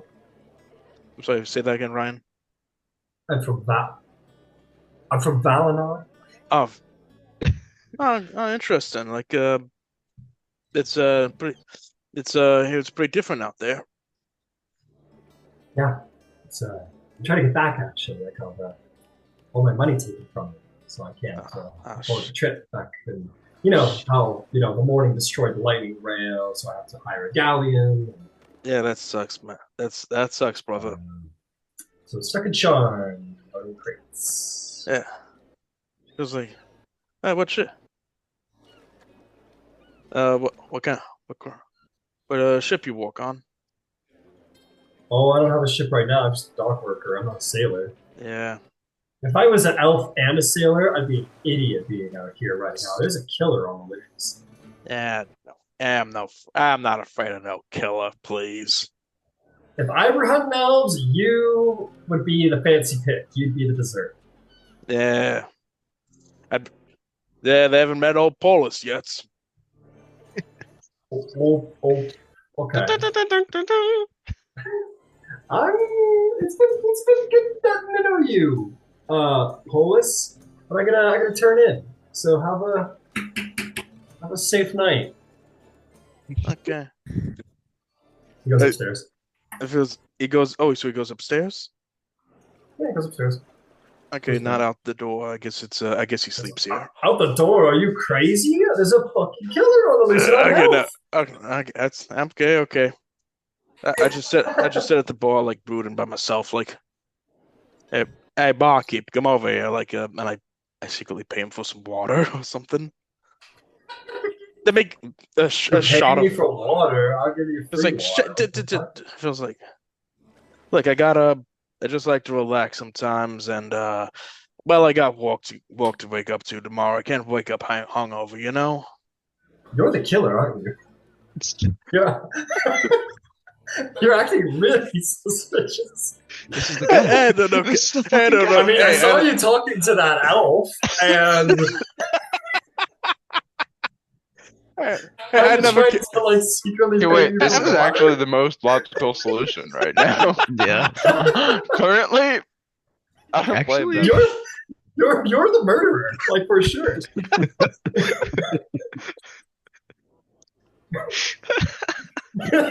It's like, hey, I ain't no killed nobody. That's convincing. It's a really odd thing to say. That's what I'm thinking. Accusing people of being I've never murdered a soul. Yeah. You never murdered anybody? Really? It was like, I mean, nobody tried to kill me first, you know?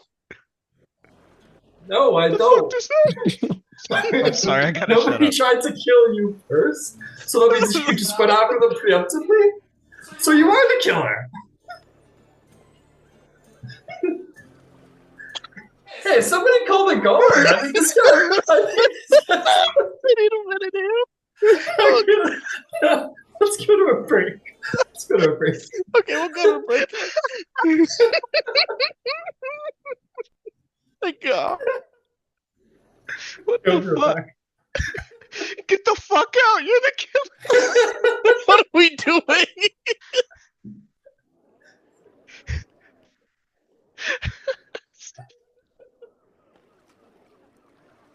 It hurts. It fucking hurts. Okay. Oh, fuck.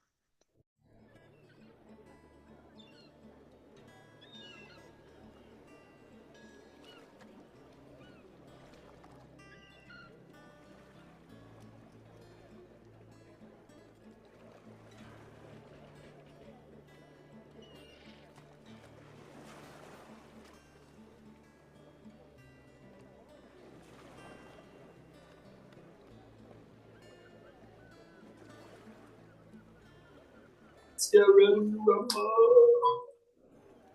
rumble. So let's cut to either Nero's submitting to citizen arrest or running his ass out of the tavern. Which is it? What do you think, Nero? I'm sorry, say that again.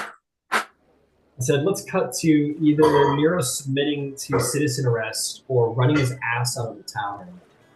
Which do you think is your play? I just try to order a drink. Okay, try to order a drink. They're definitely like I mean, look at him. His arms are too big for an elf, and they're like, people are turning and like start to get a little they're like, he doesn't even have a proper like what they kind of name his Poland or whatever his name is. And I think just like a funny hard cut to like the next morning where Nero, you're getting out of like lockup, and Captain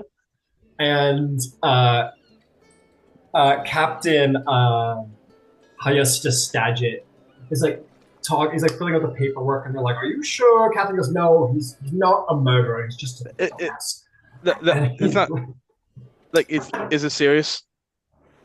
No, he fills out the paperwork. They let you out. They unmanacle you. And he goes, "No, he was doing he was doing a stakeout on my behalf."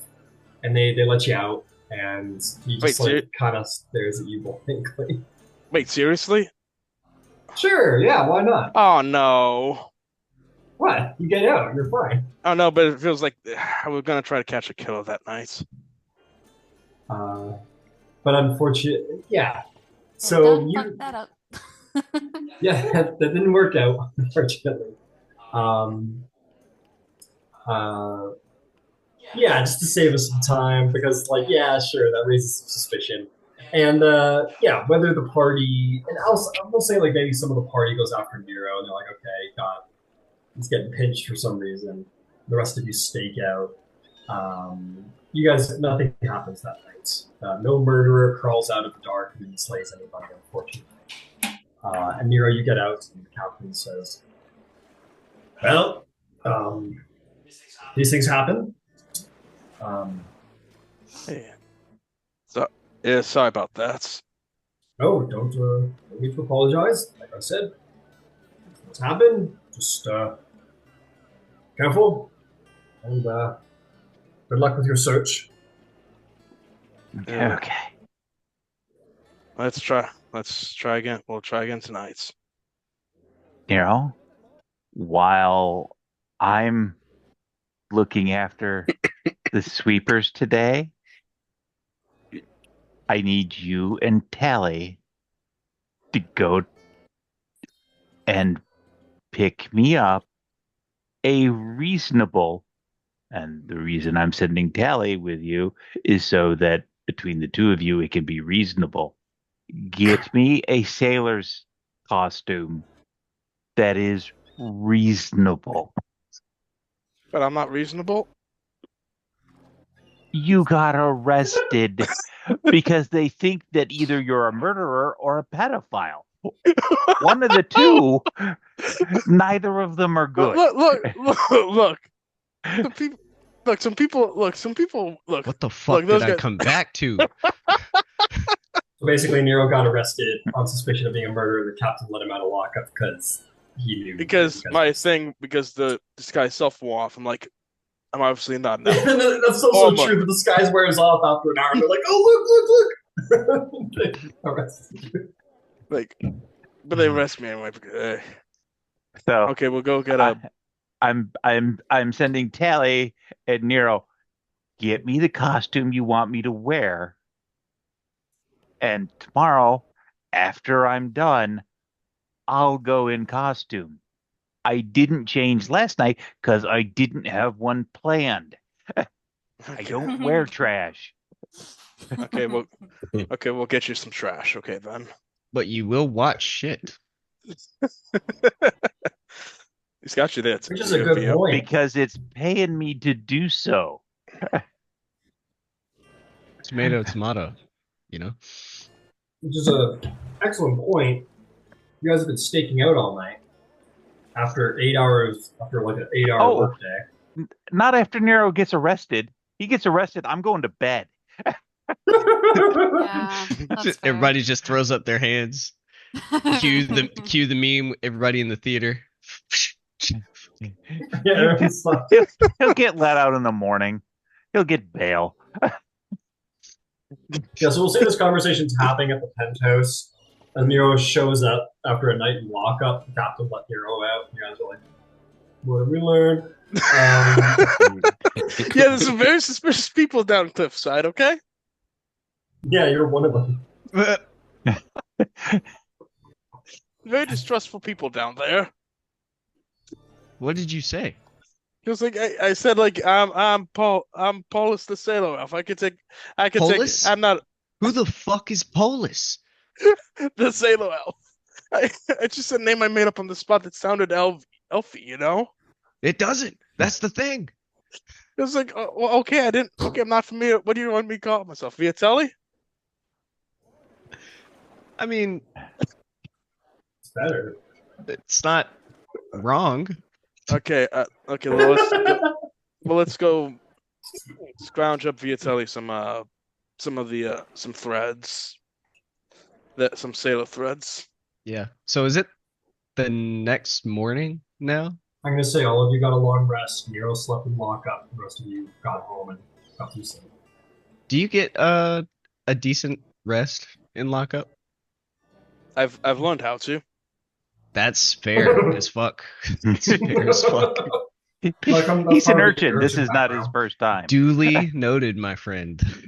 In fact, prison is where the kids all go for Christmas. Because they get a good meal and they get a nice bed. They don't have to sleep on cardboard. And all it took was to break a shopkeep's window. Yeah, break a shopkeep's window and have a nice Christmas. Yeah. What better way to spend Christmas, Nero? What's Christmas? Okay. Saturnalia. Sorry. Let's sorry. move on. Let's everyone Christmas. All right. Yeah, let's go to a perfectly affordable by a sailor tailor. Or something You're going to a like that. tailor to buy a No, sailor's outfit? we don't. Where would you go for that? Like What fucking I uniforms know- plus? You're gonna get Like a what the custom fuck? sailor uniform? Ryan, what I know. Are you a sailor? Like I've lived in Lower Dora. I think I've seen some sailors on Cliffside. Dear God, Tell you what, people, why don't you... go talk to the Sharn refugees, find out where they're getting their clothes from. Go and pick out something that looks reasonable. Okay, fine. Like I have an idea of what sailors might wear. Okay. I'll tell you what. Leave it to the dice. Let the dice solve the problem. Tally and Nero, I'd like you to roll me an insight check to see if you have any idea what a sailor is. Okay. Or how to procure an outfit that looks like a sailor. 14. 18. You both figure out by looking at the dock over there. Mhm. You see some sailors, and you're like, maybe even go up to a sailor. Like, where'd you get rough? And they're like, no, let's do it together. You go to a fucking spot like some thrift shop, and you go together something that is good for hot temperatures and high seas, and you manage to scrounge together something that looks realistic sailory, unlike Nero's like Popeye. It wasn't like, like perfectly that. white. It wasn't quite like that. It's funny to think of it that way, though. It's funny to think of it that way. Just basically pay for some common clothes, and you will have a sailor outfit. All right. Are these Now to your down to- liking, my lord? I'll see it after I get done. Because while you Yeah, guys until are it doing goes to that, work. I got people to go watch. All right. What Swing up to today is, sailor outfit and Dung Sweepers. Yeah, I'm looking for Smokey. Make a perception check. 18. 18. You looking around, you're all over the place today. There's all these people who are working on your house. You leave, you probably head downstairs to where the bodega is and the Orion station is. Looking around for Smokey. And you see those 3 urchins standing on the side of the street, going like waving to people, and they're like, super cool penthouse restaurant coming to your place near you soon. And they're like trying to promote basically your place in their own way. And you see in the shadows, you see a black cat, a panther. Yay, Closer and Smokey. closer towards the urchins. Low, prowling like a hunter. Oh, this will be a perfect opportunity to use them as bait to catch Smokey. No. She's evil. She's fucking evil. No. And from the shadows, Smokey jumps, and she lands on top of the tiefling, who goes, ah! And then you see the boy goes, get in! And he starts waving his stick around like it's a wand, and the little girl runs up with her toy sword, starts hitting Smokey, and Smokey rolls over like they're beating her up. And then they all jump on top of Smokey, and they start fighting with Smokey. Aw, Smokey. I'm just gonna watch this scene play out from afar and Oh my like, god. oh, that's my kitty cat. Yay. Smokey just kind of like stretches long across the ground, rolling around. They're like on top, going, get the monster, get the monster. And one person going by goes, holy fuck, it's a jungle cat. It's killing those children. And Smokey goes, meow, and goes running off. Yeah. And the kids are all like, yes, yeah.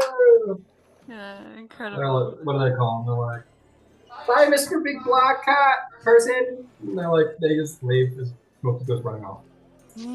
Perfect. Incredible. I laid eyes on Smokey. I'm happy. Tonight's session was successful. But yeah, I'll just Nero. wait around for Nero and Tally to come back with the clothes and get ready Yeah, they're for back with the stakeout clothes. number 2. Stakeout number 2 happening at night again? Yeah, I think, yeah. Yes. Anything you three want to do today while you're waiting for the sun to go down? Okay. Maybe go help out with the dung sweeping? I'd help out with the Dung Sweeper. Also be on the dung sweeping. Yeah. And This is the cool what? part of the campaign. And at This some is the point, cool jobs.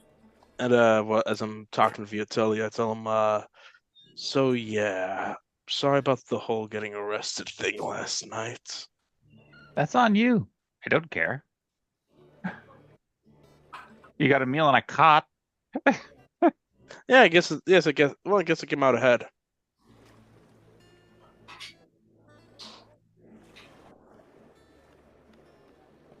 And at least you got released.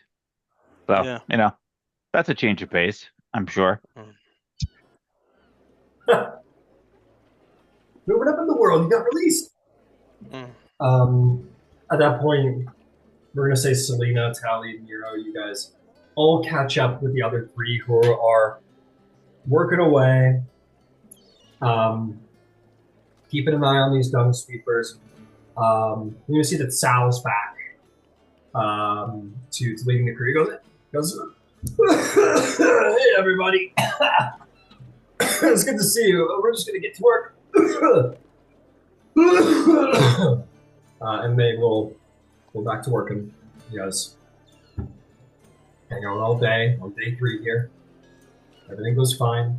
Various insults are thrown at you by people passing by. Oh, that dwarf's blessing the poop! That priest really hit rock bottom, he did! And keeps on walking. And then you guys complete your days of work. Congratulations, that's day 3 done. Awesome. You're just halfway through. With that, nightfall. Oh, yeah, please. Just for the people who are obsessively obnoxious, I will use minor illusion to try to disguise piles of refuse as just standing cobblestone trash, so they get an opportunity to step in it. Oh, God damn. Oh, man. All over my boot. That's enough. Some guy looks at you, gets on, he goes, man, if he gets some shit on his toe, he's going to start crying diamonds, that fancy elf he is. Oh, no.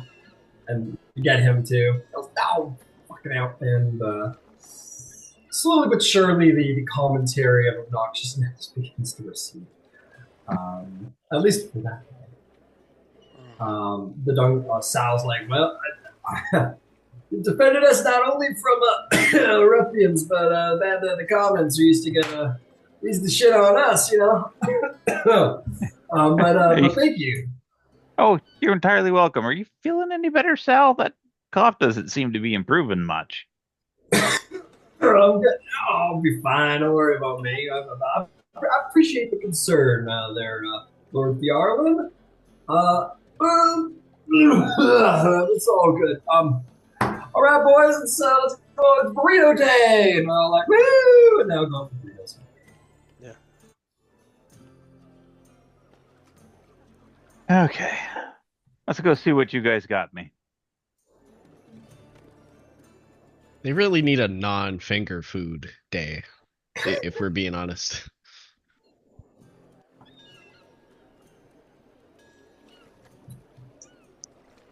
Pick the windmills you want to tilt at, Tally. Yeah. Yeah. Anyway, All right. voila. Sailor pit. You tell me it's not bad. It's good. It serves. Okay. We'll pick a non non-dock ward tavern or place where Vitaly can change. There. Find a And- place. Change. Okay. And then we will go and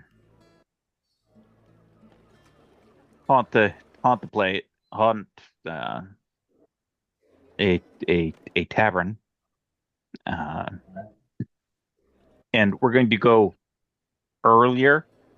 You know, like we get done doing the watch the pool patrol, and Vitaly will change, and then we'll migrate. He'll go in early while there's still some daylight.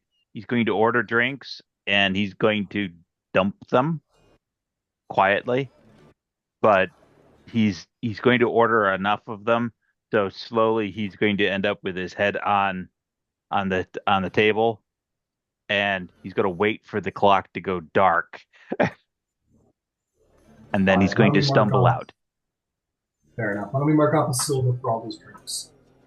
And yeah, you just put your head on there and wait. I'm gonna make the performance check for pretty good, please.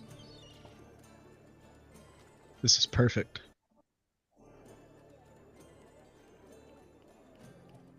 It is like he is a performer. It is magnificent to behold. 19. 19. Lord Fjarlin, you play every bit the drunk sailor. But it's just had a couple too many. It's a little too sleepy. Sun goes down. Felt that Hiding. oh, Can I be hiding out in that same spot? so we'll still check, sure.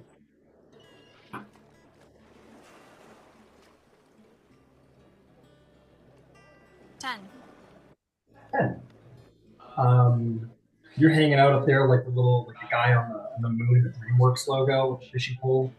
You're just hanging out up there. Maybe it's to your fault. Like you're really good at first, but it's a stakeout which requires patience, and every princess is going to have patience.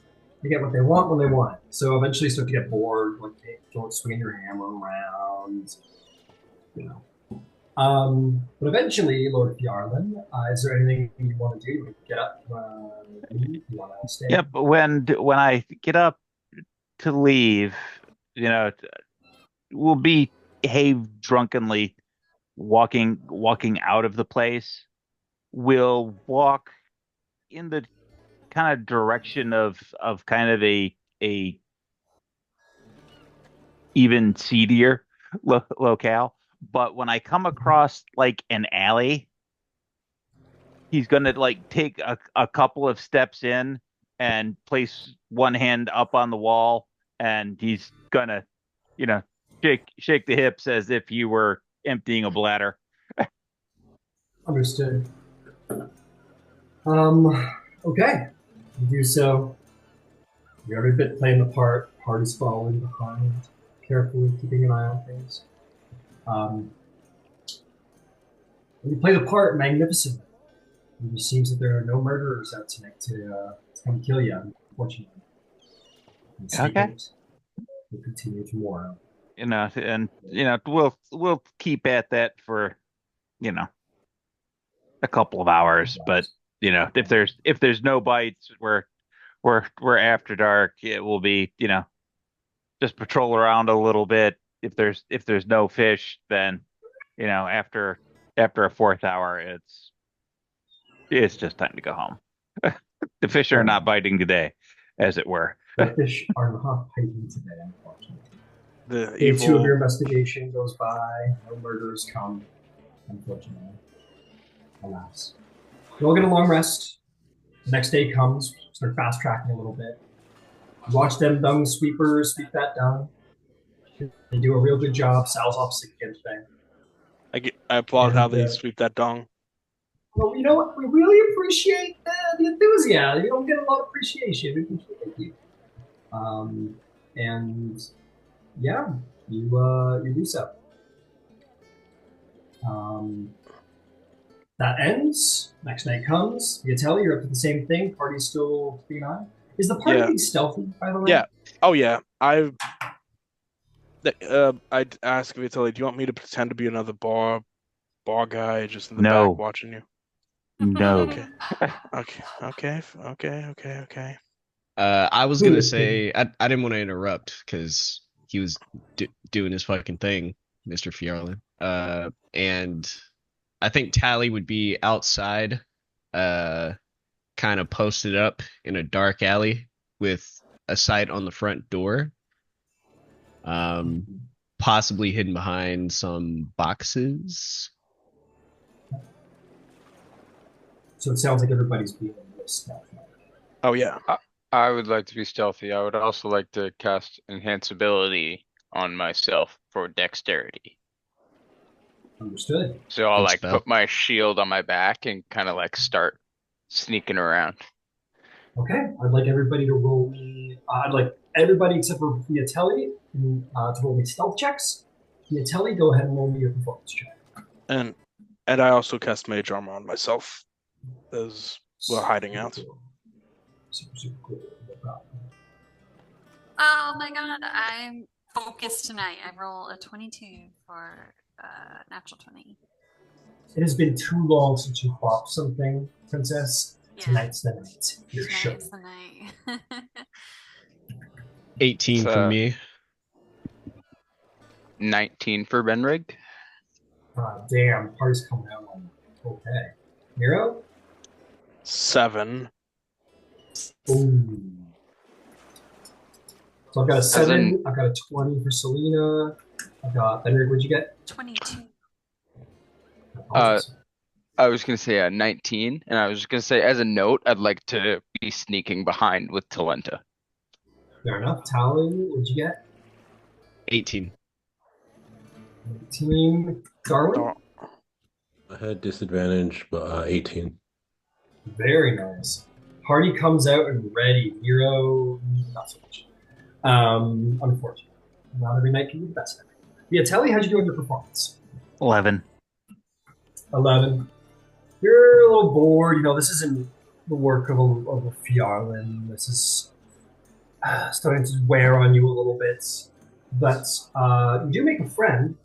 You do find this very drunk half-elven sailor is like in the bar. He comes over to you. He goes, "Hey, friend, listen, I'm all here by myself. You look like should we share a drink? What do you think?" Sure. Have a seat. All right. I just got off. I just got my pay. So yeah. He sits down. Yeah, He goes, you're "Hey, buying." what's your name? Yeah, that's right. I'm buying for my new friend. Hey, what's your name? Polis.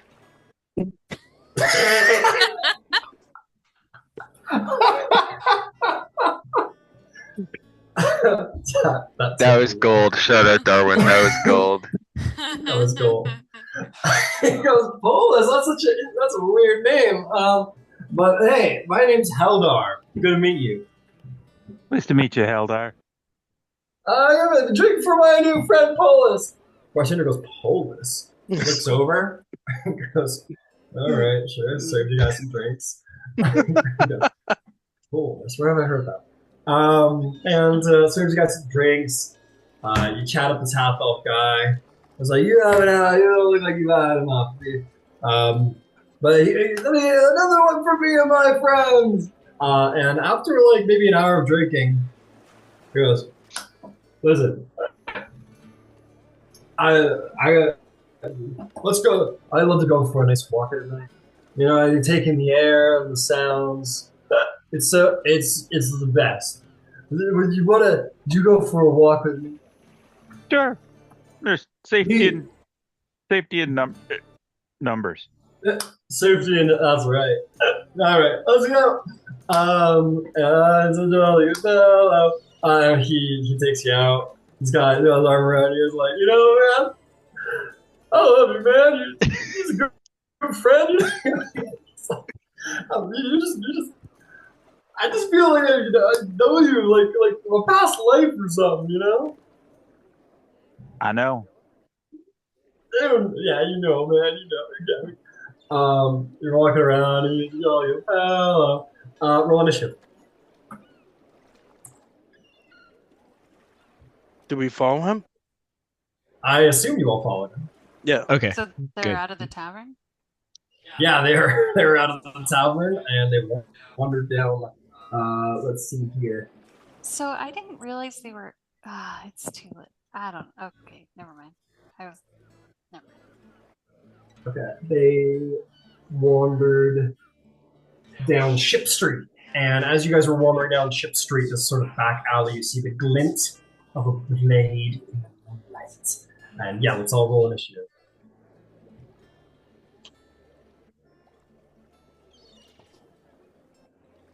Oh, another natural 20.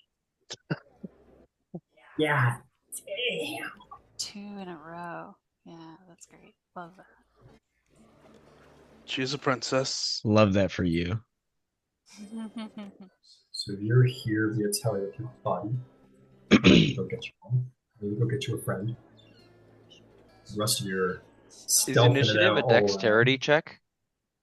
It is. You may take advantage. I am going to say though it's probably been longer than an hour since the stakeout has begun. Oh, okay. Fair enough. It's going to be a very fast 7. Solid 7. It's going to be a really quick 7. Imagine Is it- since you tell anyone to start playing. Okay, we're back. There we go. You're back. Back. Yep, we're back. All right. Awesome. So great. So Tally and Benrig wanted to be together. Nero, you're over there, and we'll have our good Warforged friend also in hot pursuit. Over here, I need to get an elf out. He was an elven sailor. Whatever, this is fine enough. And I need a murderer. I need to get a murderer.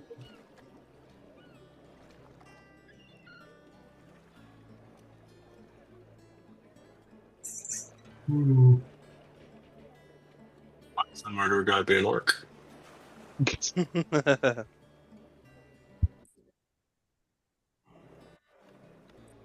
Where are you, my murderer? He's going with some crazy shit for the fucking murderer, dude. Mm-hmm. Hell yeah, bro. What the fuck is that? You're gonna find out. Don't you worry.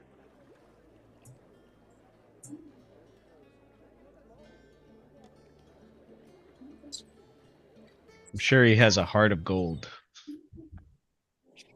Uh-huh. You sure?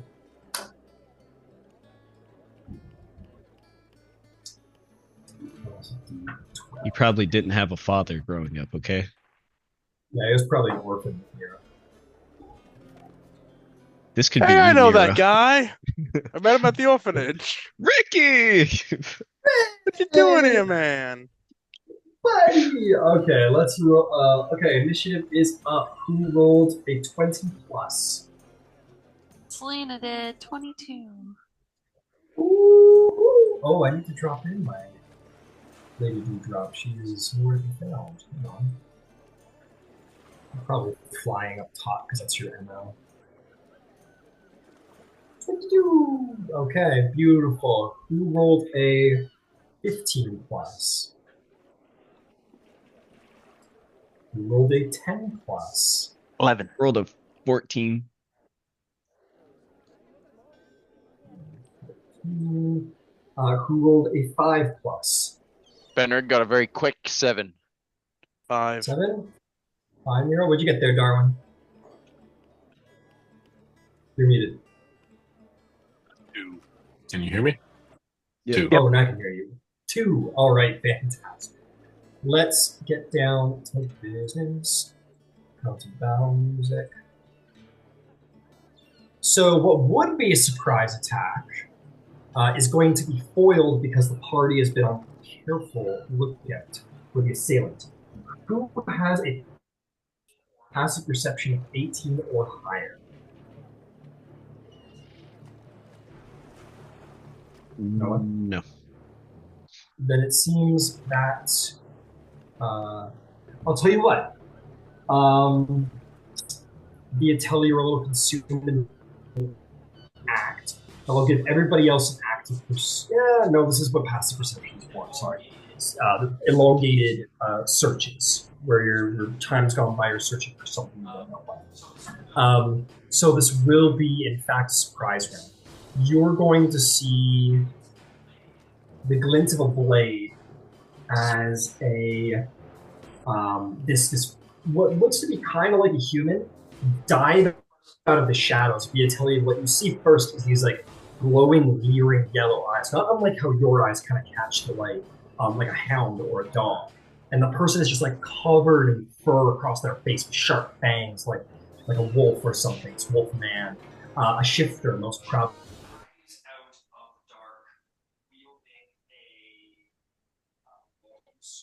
Oh, I can hear him. He's doing a great job.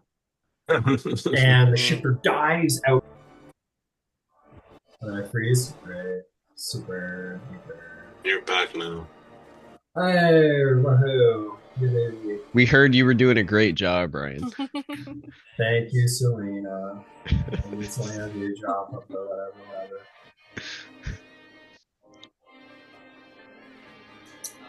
Anyway, back to my good job.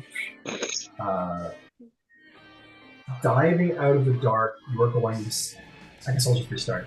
I don't know. You see this monster of a man dive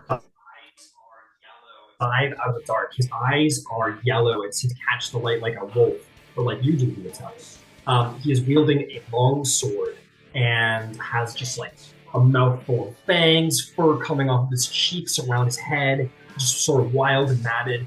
This is clearly a shifter, and he's wielding this elegant not elegant, it's this very finely polished long sword that reflects the light, and dives out and strikes and attacks. Alright, I'm just gonna grab my bad guy super quick here. Okay. Let's do this. He's going to attack your buddy first. At advantage, because stealth. Oh, fuck. Rolls a natural 20. He dives out of the dark and just carves the guy.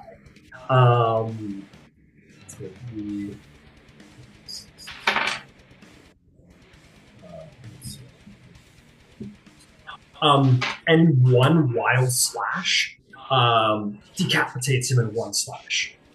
His head hits the deck. He Omni-Man that shit.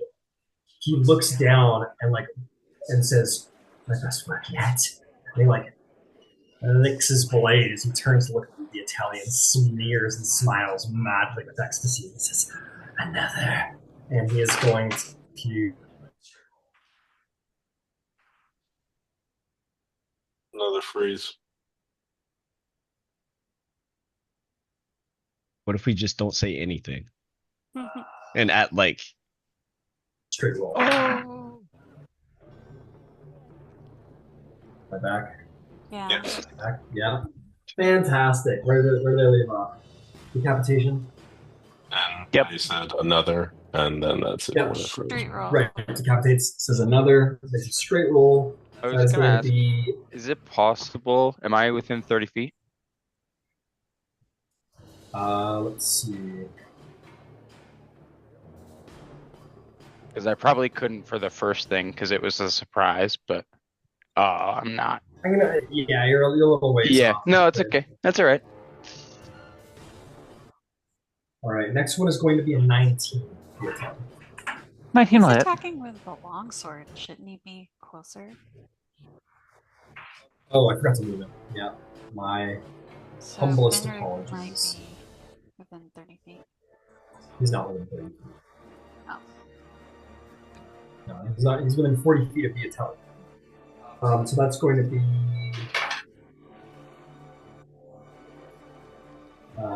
There's going to be 10 points of damage for Viatelli.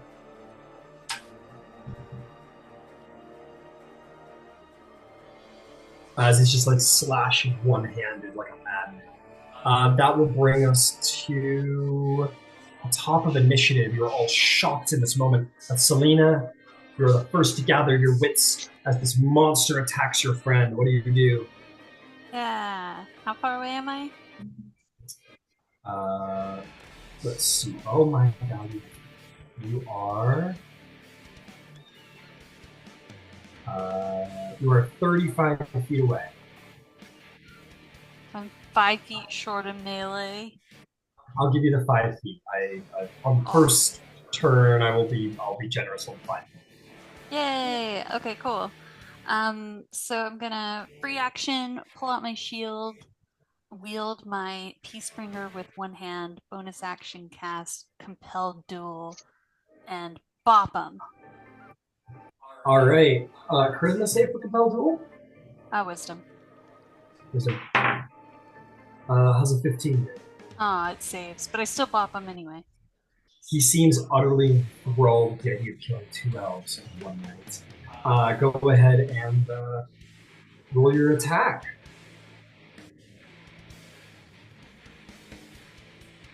23. 23. That will hit. Roll me some damage.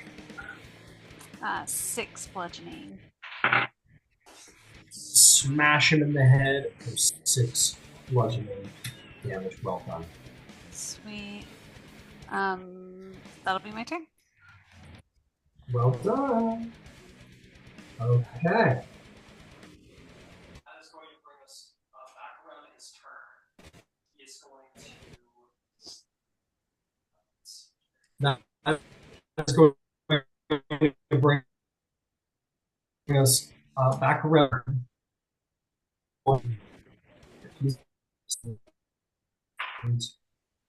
an attack at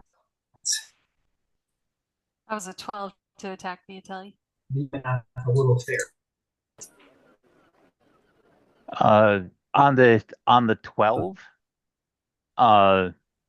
it looks like the attack should hit, but about a foot off of Viatelli's body, where in line with the blade, it just turns amethyst for just a split second. Oh shit. He's gone. He's back. All good.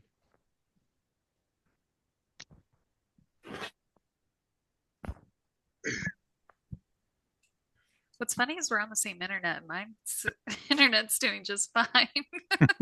Look at that frozen face of disappointment. Oh man. Oh man, that needs to be a meme.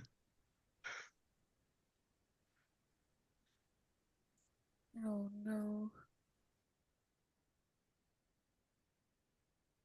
It's probably Tailspire drag, to be perfectly honest with you.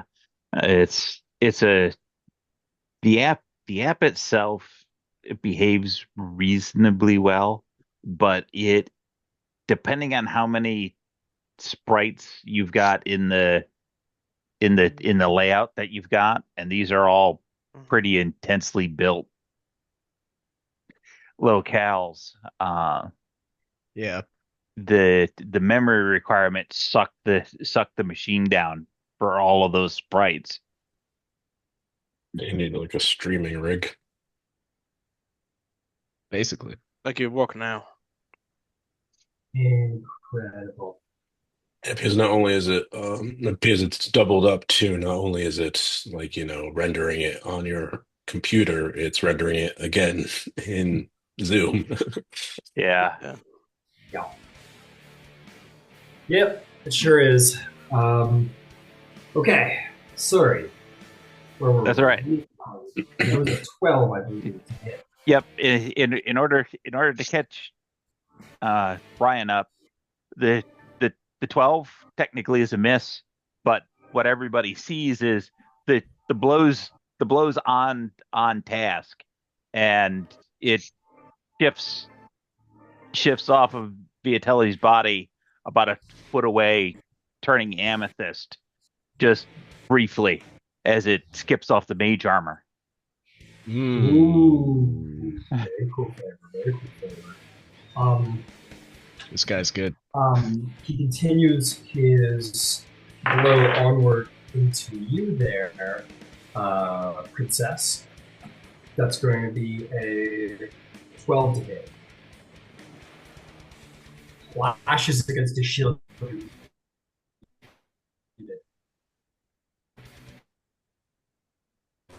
It's happening again. And Ryan might be best just to share Soraya's. that is going to be his.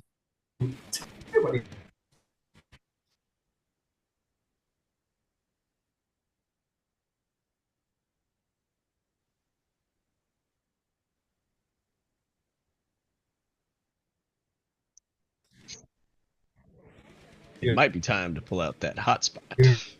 No. Anyway. Say it.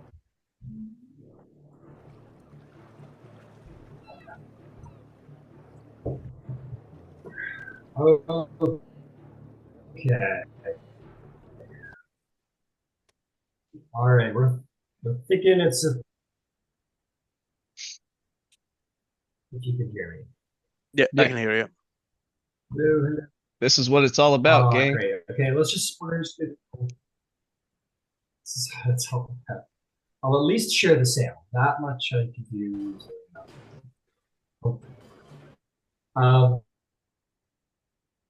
Okay, so Talenta, what would you like to do? You are standing on this dock.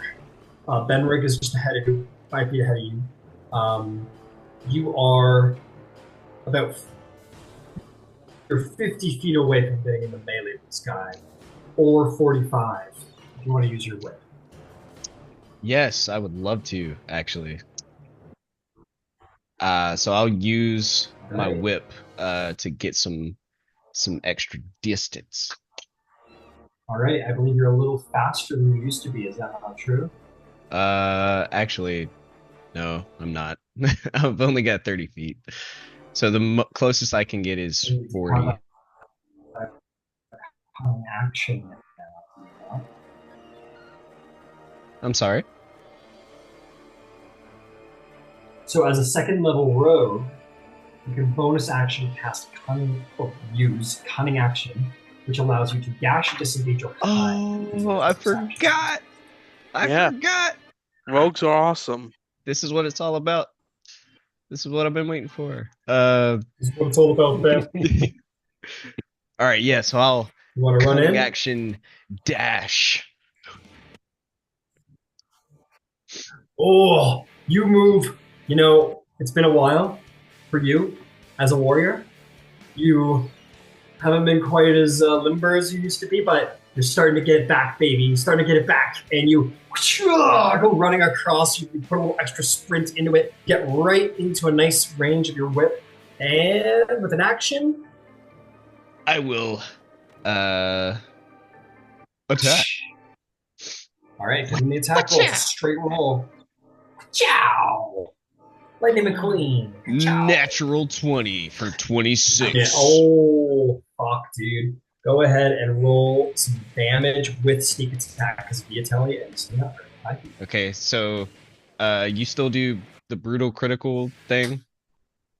Yep, you just Okay, so roll your standard damage, and then add the max roll of all of your dice on top. 4. Okay. So I believe you have a 4 and a d6 as your dice. Okay. So 4, 5, 6, 4, 5, 6, 7, 8, 9, 10, 11.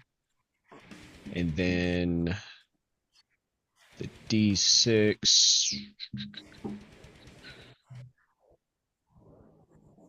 Yep. And then is the D6 doubled? It's not double, but you roll it and take the max as well. Oh, okay. Yeah, so it's a d6, you roll it, hypothetically you get a 3, you add 6 as well. Okay. So that'll be.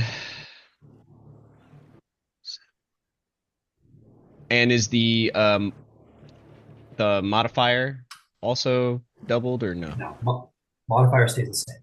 Okay. So that's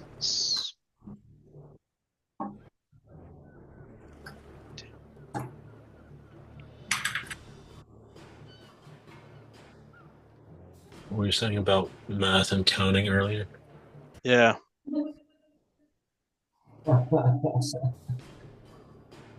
22 damage. 22 damage. Damn, dude, you rolled pretty good on your dice, it seems like. 22. Well done. You like lash him across the face, and he growls angrily. That hurt bad. He's not bloody, but that hurt him really good. Well done. All right, and then do I have enough movement to close distance? You do. You have 5 feet left. You're gonna get melee. Oh, I do. Okay. And You'll have to step over the body of the decapitated. No problem. Yeah, I'll step over and pull out the short sword in the other hand. And I I can't do offhand. Yeah, that's right. Damn. Yeah, you Anyway. used your bonus action already. Mhm. It's the sneak attack that counts. Yeah. And that is it for me. All right, Viatelli, your best friend is dead, so his turn is over. But it does bring us to your turn. It's time for vengeance. What do? Bonus action. Gonna apparate my blade, and action. I'm going to hit or attempt to hit the monk in the head. Because why wouldn't I? Yeah. How about a 23? Oh yeah, that'll get him good. For 6 damage. 6 damage. Good job. He is officially bloodied. You bloody him. And I'm in base. I am not interested in taking an attack of opportunity, so that's bonus action, no move, we're done. Fair enough. All right, that is going to bring us to Benrig's turn. Benrig, you're up to bat. Tal'Dorei ran in, you're around the corner. You got a little distance to cover, but you can begin to move closer. If you use your 30 feet to get closer, that would put you within 20 feet of your adversary and all of your allies. Yeah, I have 25 feet of speed, so I will just trudge up. Hop. Right. And then as I get up, how just generally does Viatelli look? Like I know he took some damage, but He looks reasonably poor. yeah, okay. Okay. Yeah. Bleeding. He's got a big slash. And so I haven't played a spellcaster. Could I do a healing word and a channel divinity in the same turn? Yes. The only specifications are spells. Doesn't matter about Okay. features. You're good. Okay, sick. Yeah, then I will do a bonus action healing word on Viatelli, first level. Excellent. Well done. Um, Did we decide we were doing lingering injuries in this game? I can't remember. No, I don't think so. We haven't No, done okay, those. cool. Yeah, that's good. it's gonna be 10. Very nice. 10 healing to you, detail. No. The word would be Araway.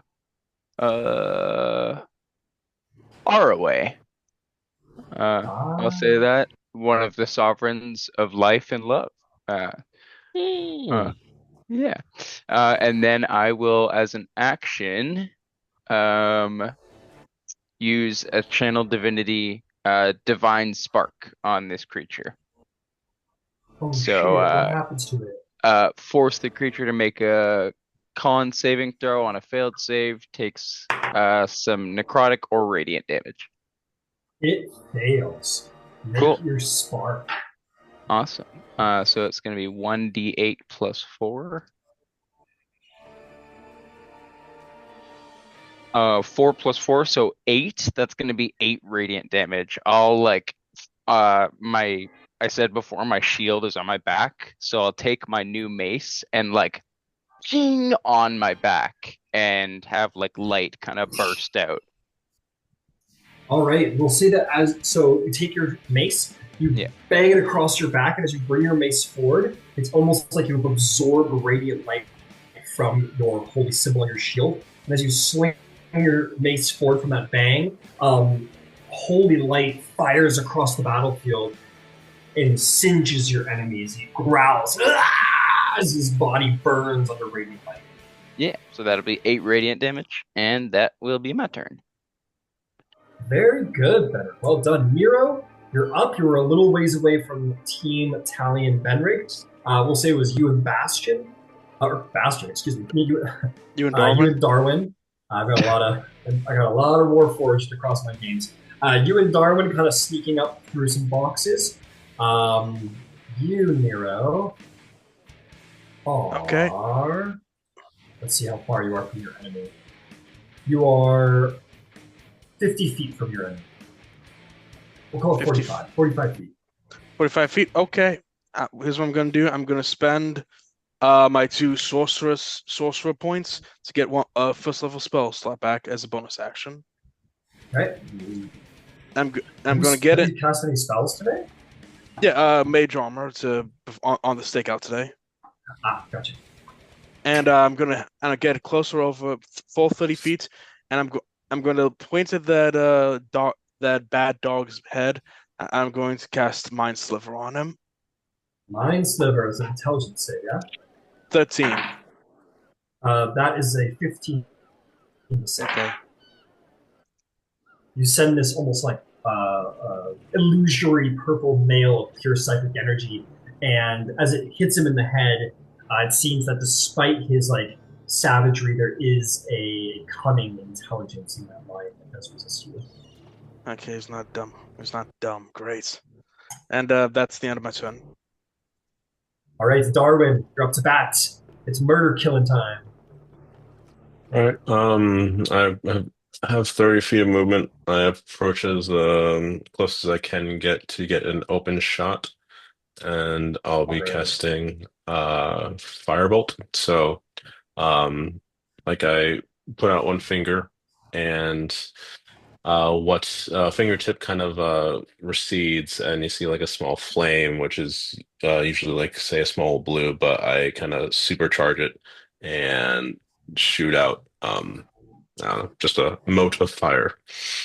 Very cool. Yep, you run a little bit ahead of Nero, get a clean shot, this finger recedes, and this blast of blue flame fires outward. Go ahead and make your tackle.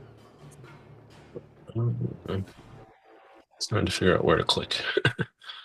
Darwin's first combat! Yeah! Get him! 18. I've been waiting to see this. 18 will hit. Roll me some damage. Just hits. Ooh. It just hits? Yep, you hit. You do hit. You're saying you like just met his AC. Gotcha. So you hit. Oh, 10. That's exceptional damage for Fireball. Well done. Yeah. 10 damage. He is pretty brutally hurt. He doesn't have a lot left in him. Selena, his eyes sort of scan around. He realizes this has been an ambush. He fears for his life, or maybe less fear, more values his life. Just like cold and calculating about him. What do you do? He's gonna run.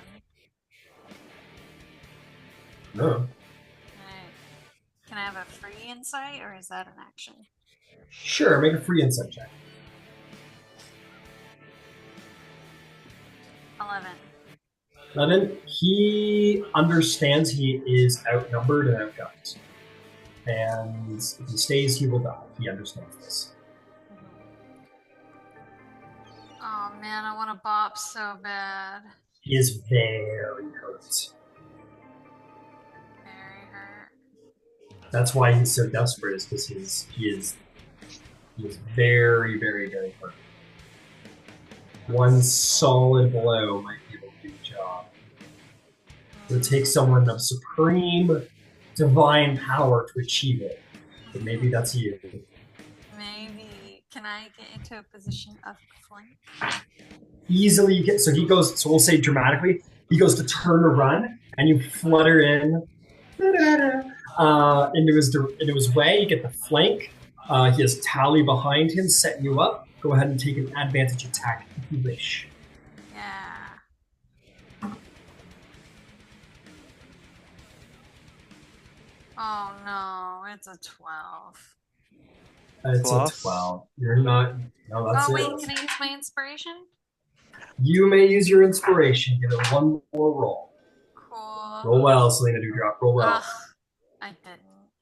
God damn it. The dice You were are not used to using a shield and a hammer. It's a little too heavy with just one hand.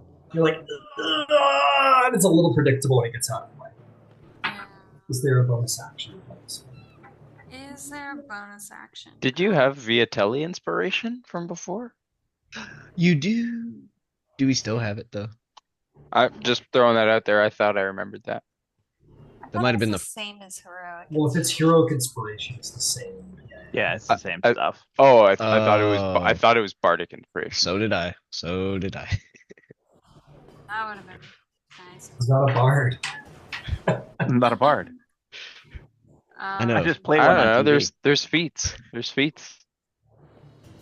It's true. Yeah, bonus action, ensnaring strike. As a note, a great idea. You need to, so it'll prep on your weapon for your next attack. Oh, the next time you hit a creature. Oh, okay. Sorry, I've never used that before. Now, if he's going to run away and you're in base combat with him, depending on how he does that, it might apply to an attack of opportunity if he goes true. full on run away. That is true. Do it. Fucking do it. Do it. Yeah, sure. I'll do it anyway. All right. You see, Selena, you feel maybe the power from the beyond, power of your mother flows through you. You have not sworn your oath of truth yet, but you get a little juice from beyond, and you see vines of beautiful flowers wrap up around your hammer and prepare to enforce your next attack. Alright, that's my turn. All right, he's going to disengage and run away.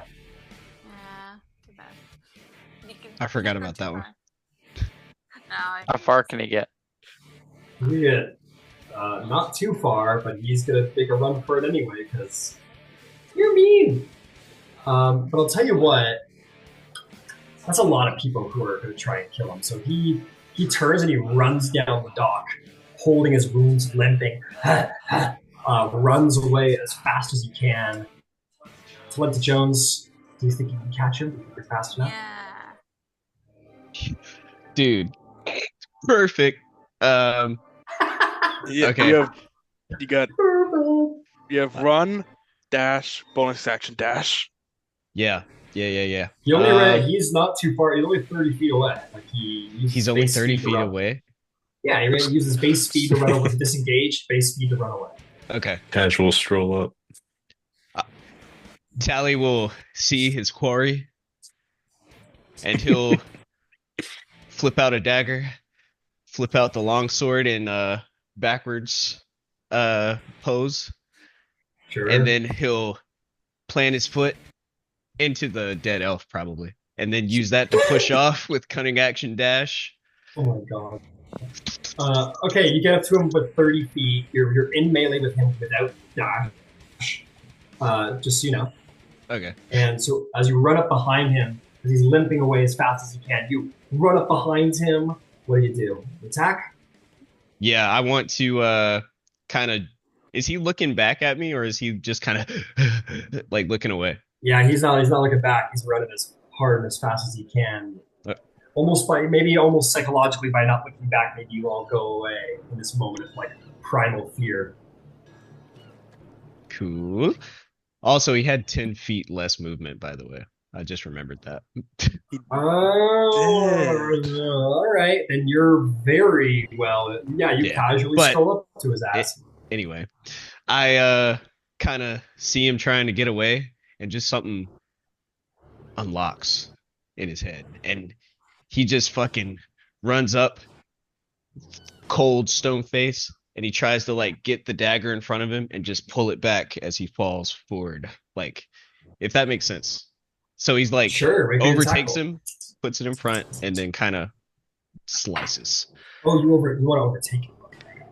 Yeah. All right. With the it's minus kind of 10 flavor, feet. But no. You can do it with minus 10 feet to his speed. You can use your 10 feet to cut him off, and get ahead of him.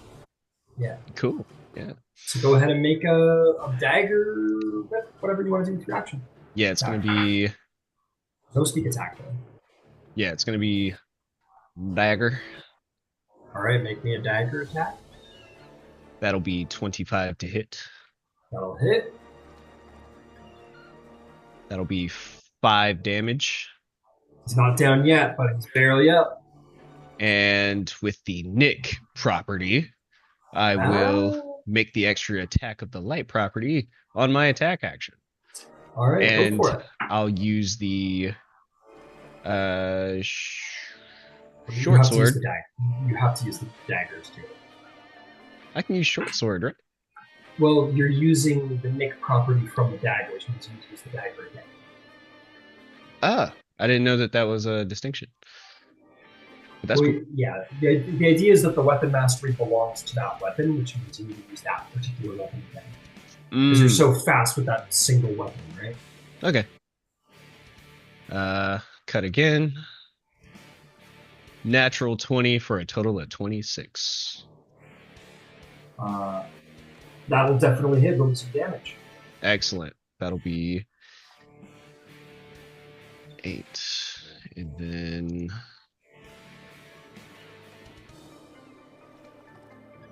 that'll be 10 damage total. How do you want to do this? Woohoo! Kind of just like I was when I was talking before actually attacking. He kind of like sees him trying to get away, and he runs like a fucking bat out of hell. Reverse grip, both, and then he like jumps, like slices like from one end to the other with his dagger along the guy's throat. And then he like spins around in front and plunges the short sword into his chest and twists. Okay. In this moment of like surprising expertise from Tally, like you guys are like second, third level. In this moment of like maybe Tally's sort of a little more spry than usual, and he shows off a wicked power, like. Clearly, like his body's clearly slowed down with his age a little bit. Maybe he's learning, he's getting stronger with the rest of you. But you see this like this skill of technique that belongs to an experienced warrior, and just jumps, carves, turns, corkscrew, fucking kills this guy. It's an impressive technique that Tally uses, one that only a skilled, experienced warrior might know how to do. A skill beyond his own prowess, one might say. And with that, the murderer of elves has been slain, defeated, and killed. Mission accomplished. Tally, you got him. Are we sure this is the guy? I mean, well, is the I'm guy? pretty sure. Is he the guy decapitating an elf? I just picture point Viatelli on the towards- ground. Yeah, I point to yeah, the it's guy, the decapitated elf, and say, "Well, we got good evidence, I think."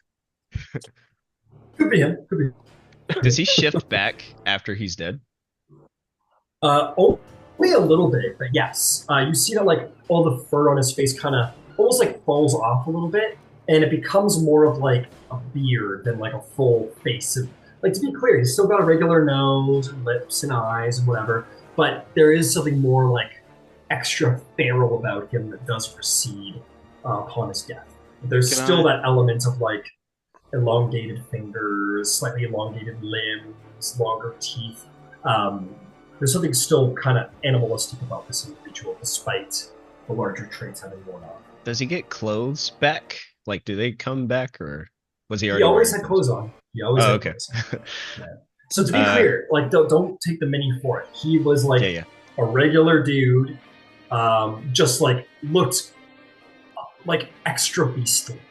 And then when he died, it sort of receded a little bit, but he still remained quite hairy, long-toothed. Okay, like a hairy Wolverine. Kinda, yeah. Well, now he looked like a hairy Wolverine. Now he just looks like normal Wolverine. He's just got kind of weird hair. Got it. Yeah, I'll rifle through his pockets. Okay. You find he doesn't have much on him at all, actually. He's wearing let's see here. He's wearing studded leather armor. He does have a shield that was strapped to his back that he never managed to get out. He does have normal clothing, and he has like a purse of 2 gold, 2 silver, 2 copper, specifically. And he also has this very nice longsword that has been coated in the blood of the innocent elves. I'm putting the clues together. Can I take his studded leather? Yeah, you can take it off and claim it for yourself. It's a little damaged. You might want to take this to the steel, get a quick repair, because this guy just got majorly assaulted. So yeah, his armor is a little worse for wear. I check on Viatelli and say, "How you doing?" Oh, much better, thanks to, I'm assuming, Lord Bendrig. Exactly. Sorry about your newly acquired friend. I'm gonna go. I think I'm gonna go off and find a watch or a city watchman or whatever. Yeah. And bring him over here. I think we found the killer. Do you want that kind of notoriety, Tally? No. Okay. Do you want to be here when the watch gets here? He kind of smiles at you, and then he slips off into the shadows. All right. And Viatelli will go over to the shifter's body and will coat his longsword in the blood. Hell yeah. Be seeing you. Hallie, you wander off into the night. Nero, you go find a guard. Exactly. Like, I go. So, hey man, I think we found your killer. I'll tell you what. Roll me an investigation check, because Lower Dura is not very well patrolled by a guard. I mean, it's cliffside technically, but like, yeah, okay. Cliffside's part of what we're out there. Okay. 18. 18, yeah. You go looking. You know how to get around guards, which just means you know how to find them too. You may go down one of these main streets and you find like these two Sharn watch kind of slacking off. Hey, gentlemen. Before the guard, Oh darn, go ahead. I was just gonna say before the guards show up, I take some samples of the shifter's blood, and then also kind of opine. What do you think he was doing with the heads?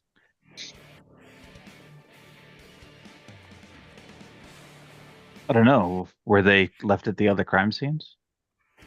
Oh, I wasn't at any of the crime scenes, so I don't know. no, the heads are missing. Potentially taken as trophies. Probably. There's a subclass of hunters who will stuff and mount a head or a head and a shoulder for decorative purposes. Gross. I'm not saying that it's not. I'm just saying that there are people who do that sort of thing.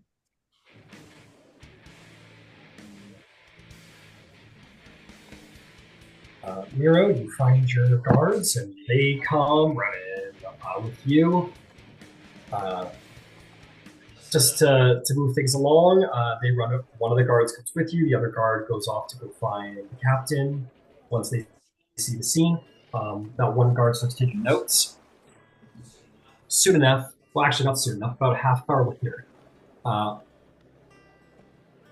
I'll say maybe like 10 minutes later, maybe 4 more guards show up, and then about an hour later, Captain Stagit finally shows up and takes your statements and says, "Sick bastard. Well, good job. You've done some good work. You should be proud of yourselves." No problem. Sorry about the other fella. Well, that's not your fault. This person was one sick fuck, that's for sure. And Lord Fjarlin, you managed to slay him. I have to say, you're either very brave or very stupid, maybe a bit of both, to be going out at night with this killer on the loose. I had companions that were stalwart and bolstered my bravery. I couldn't have done it without them. I'll be sure to put that down in the reports. The Platinum Watch has done it again down here in our reports. Well, there was a bounty on this woman's head, and we'll take out a bag of 50 gold pieces. Oh. And we'll offer it broadly to the party. Who wants to take it? Oh, no. I'll hold on to it. Okay.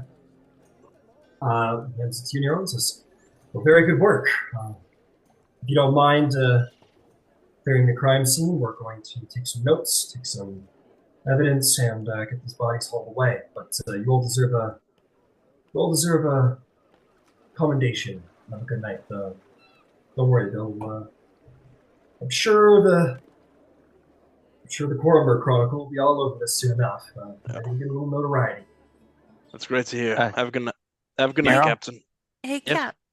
Oh, sorry. Yes, Red Hand Marshal Warden Templar Princess Lady Drop. So, Can I keep the sword? keep the sword. Cool. Nero, Yeah. would you be kind enough to give me 2 of those gold pieces? I was going to hand it out to everybody, but okay. I just want 2. Okay, sure, no problem. And Yeah, 2. Viatelli will turn to the captain. This is the ship that this guy came in on. I'm certain that came up in drunken conversation. Sure, yeah. And I will hand him the 2 gold pieces. Can you make sure that gets to the ship's captain so it gets to his next of kin? Very kind of you to think so. I'm sure that it's not. Did you know this? It speeds up the investigation. I'm just gonna say they took your notes. You gave them names and stuff, probably. It says we will get to that right away. Thank you for very kind gesture. Thank you, Captain. All right, gentlemen, let's get to work.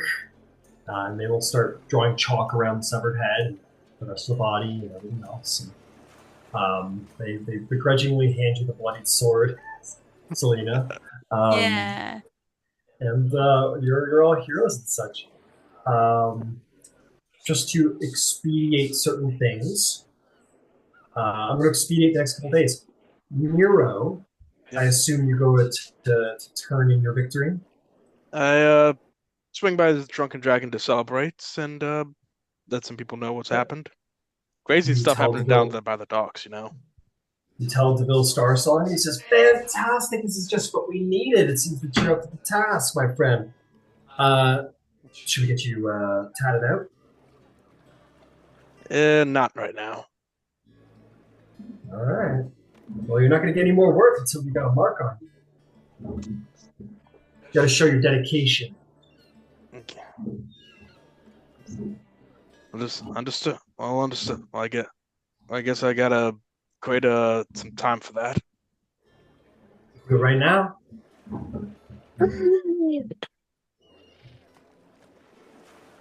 Unless you're not serious about this. Nero throws back a drink and says, "Okay, let's get going." All right. He pats you on the back. He says, "Now, I'm not a halfling. The whole point is that you're a little undercover, so we can, put it somewhere where it's not totally visible, wherever you want. So, where do you want your mark of the bore mark? I'd say shoulder, under the arm. Let's say like back of the left knee. Yeah. Is it possible for the leg, maybe? Sure, where on the leg? Actually, screw it on my arm. That's good. There we go. Good job. All right.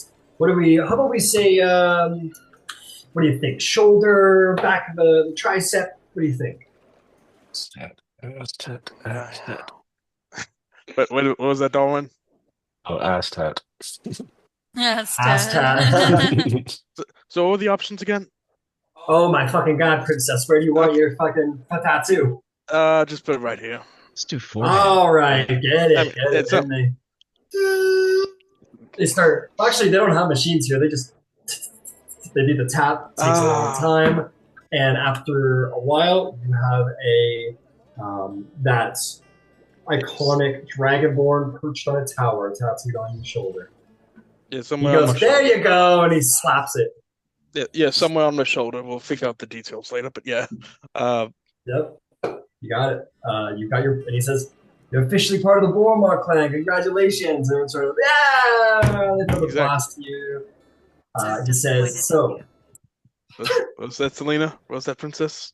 I said, "I'm so disappointed in you."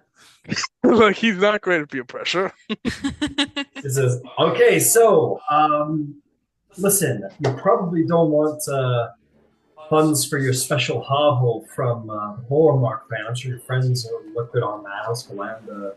Well, let's just say we can make it look legitimate if you want. Or we can pay you 100 gold pieces up front. Your choice." Yeah, throw it to the... Yeah, throw it towards the stuff, towards the place. All right, we'll be sure to fund them through some perfectly legitimate businesses. Okay. And with that, your party will have secured the funding you need to decorate your place with authentic Syrian art and style and so on and so forth, relics. And then what happens is you guys are fighting heroes. The next day, couple days go by. 5th day goes by of you watching the Dungsweepers. 6th day goes by watching the Dungsweepers. And on your last day of watching the Dungsweepers, that is where we'll pick up our next session. But, Nero, congratulations, you've joined a crime syndicate. You level up. Level up, thank you. I've But never done a staggered level up before and give it a shot. I feel somewhat conflicted. To be honest. Yeah, you're officially part of the Boromar clan.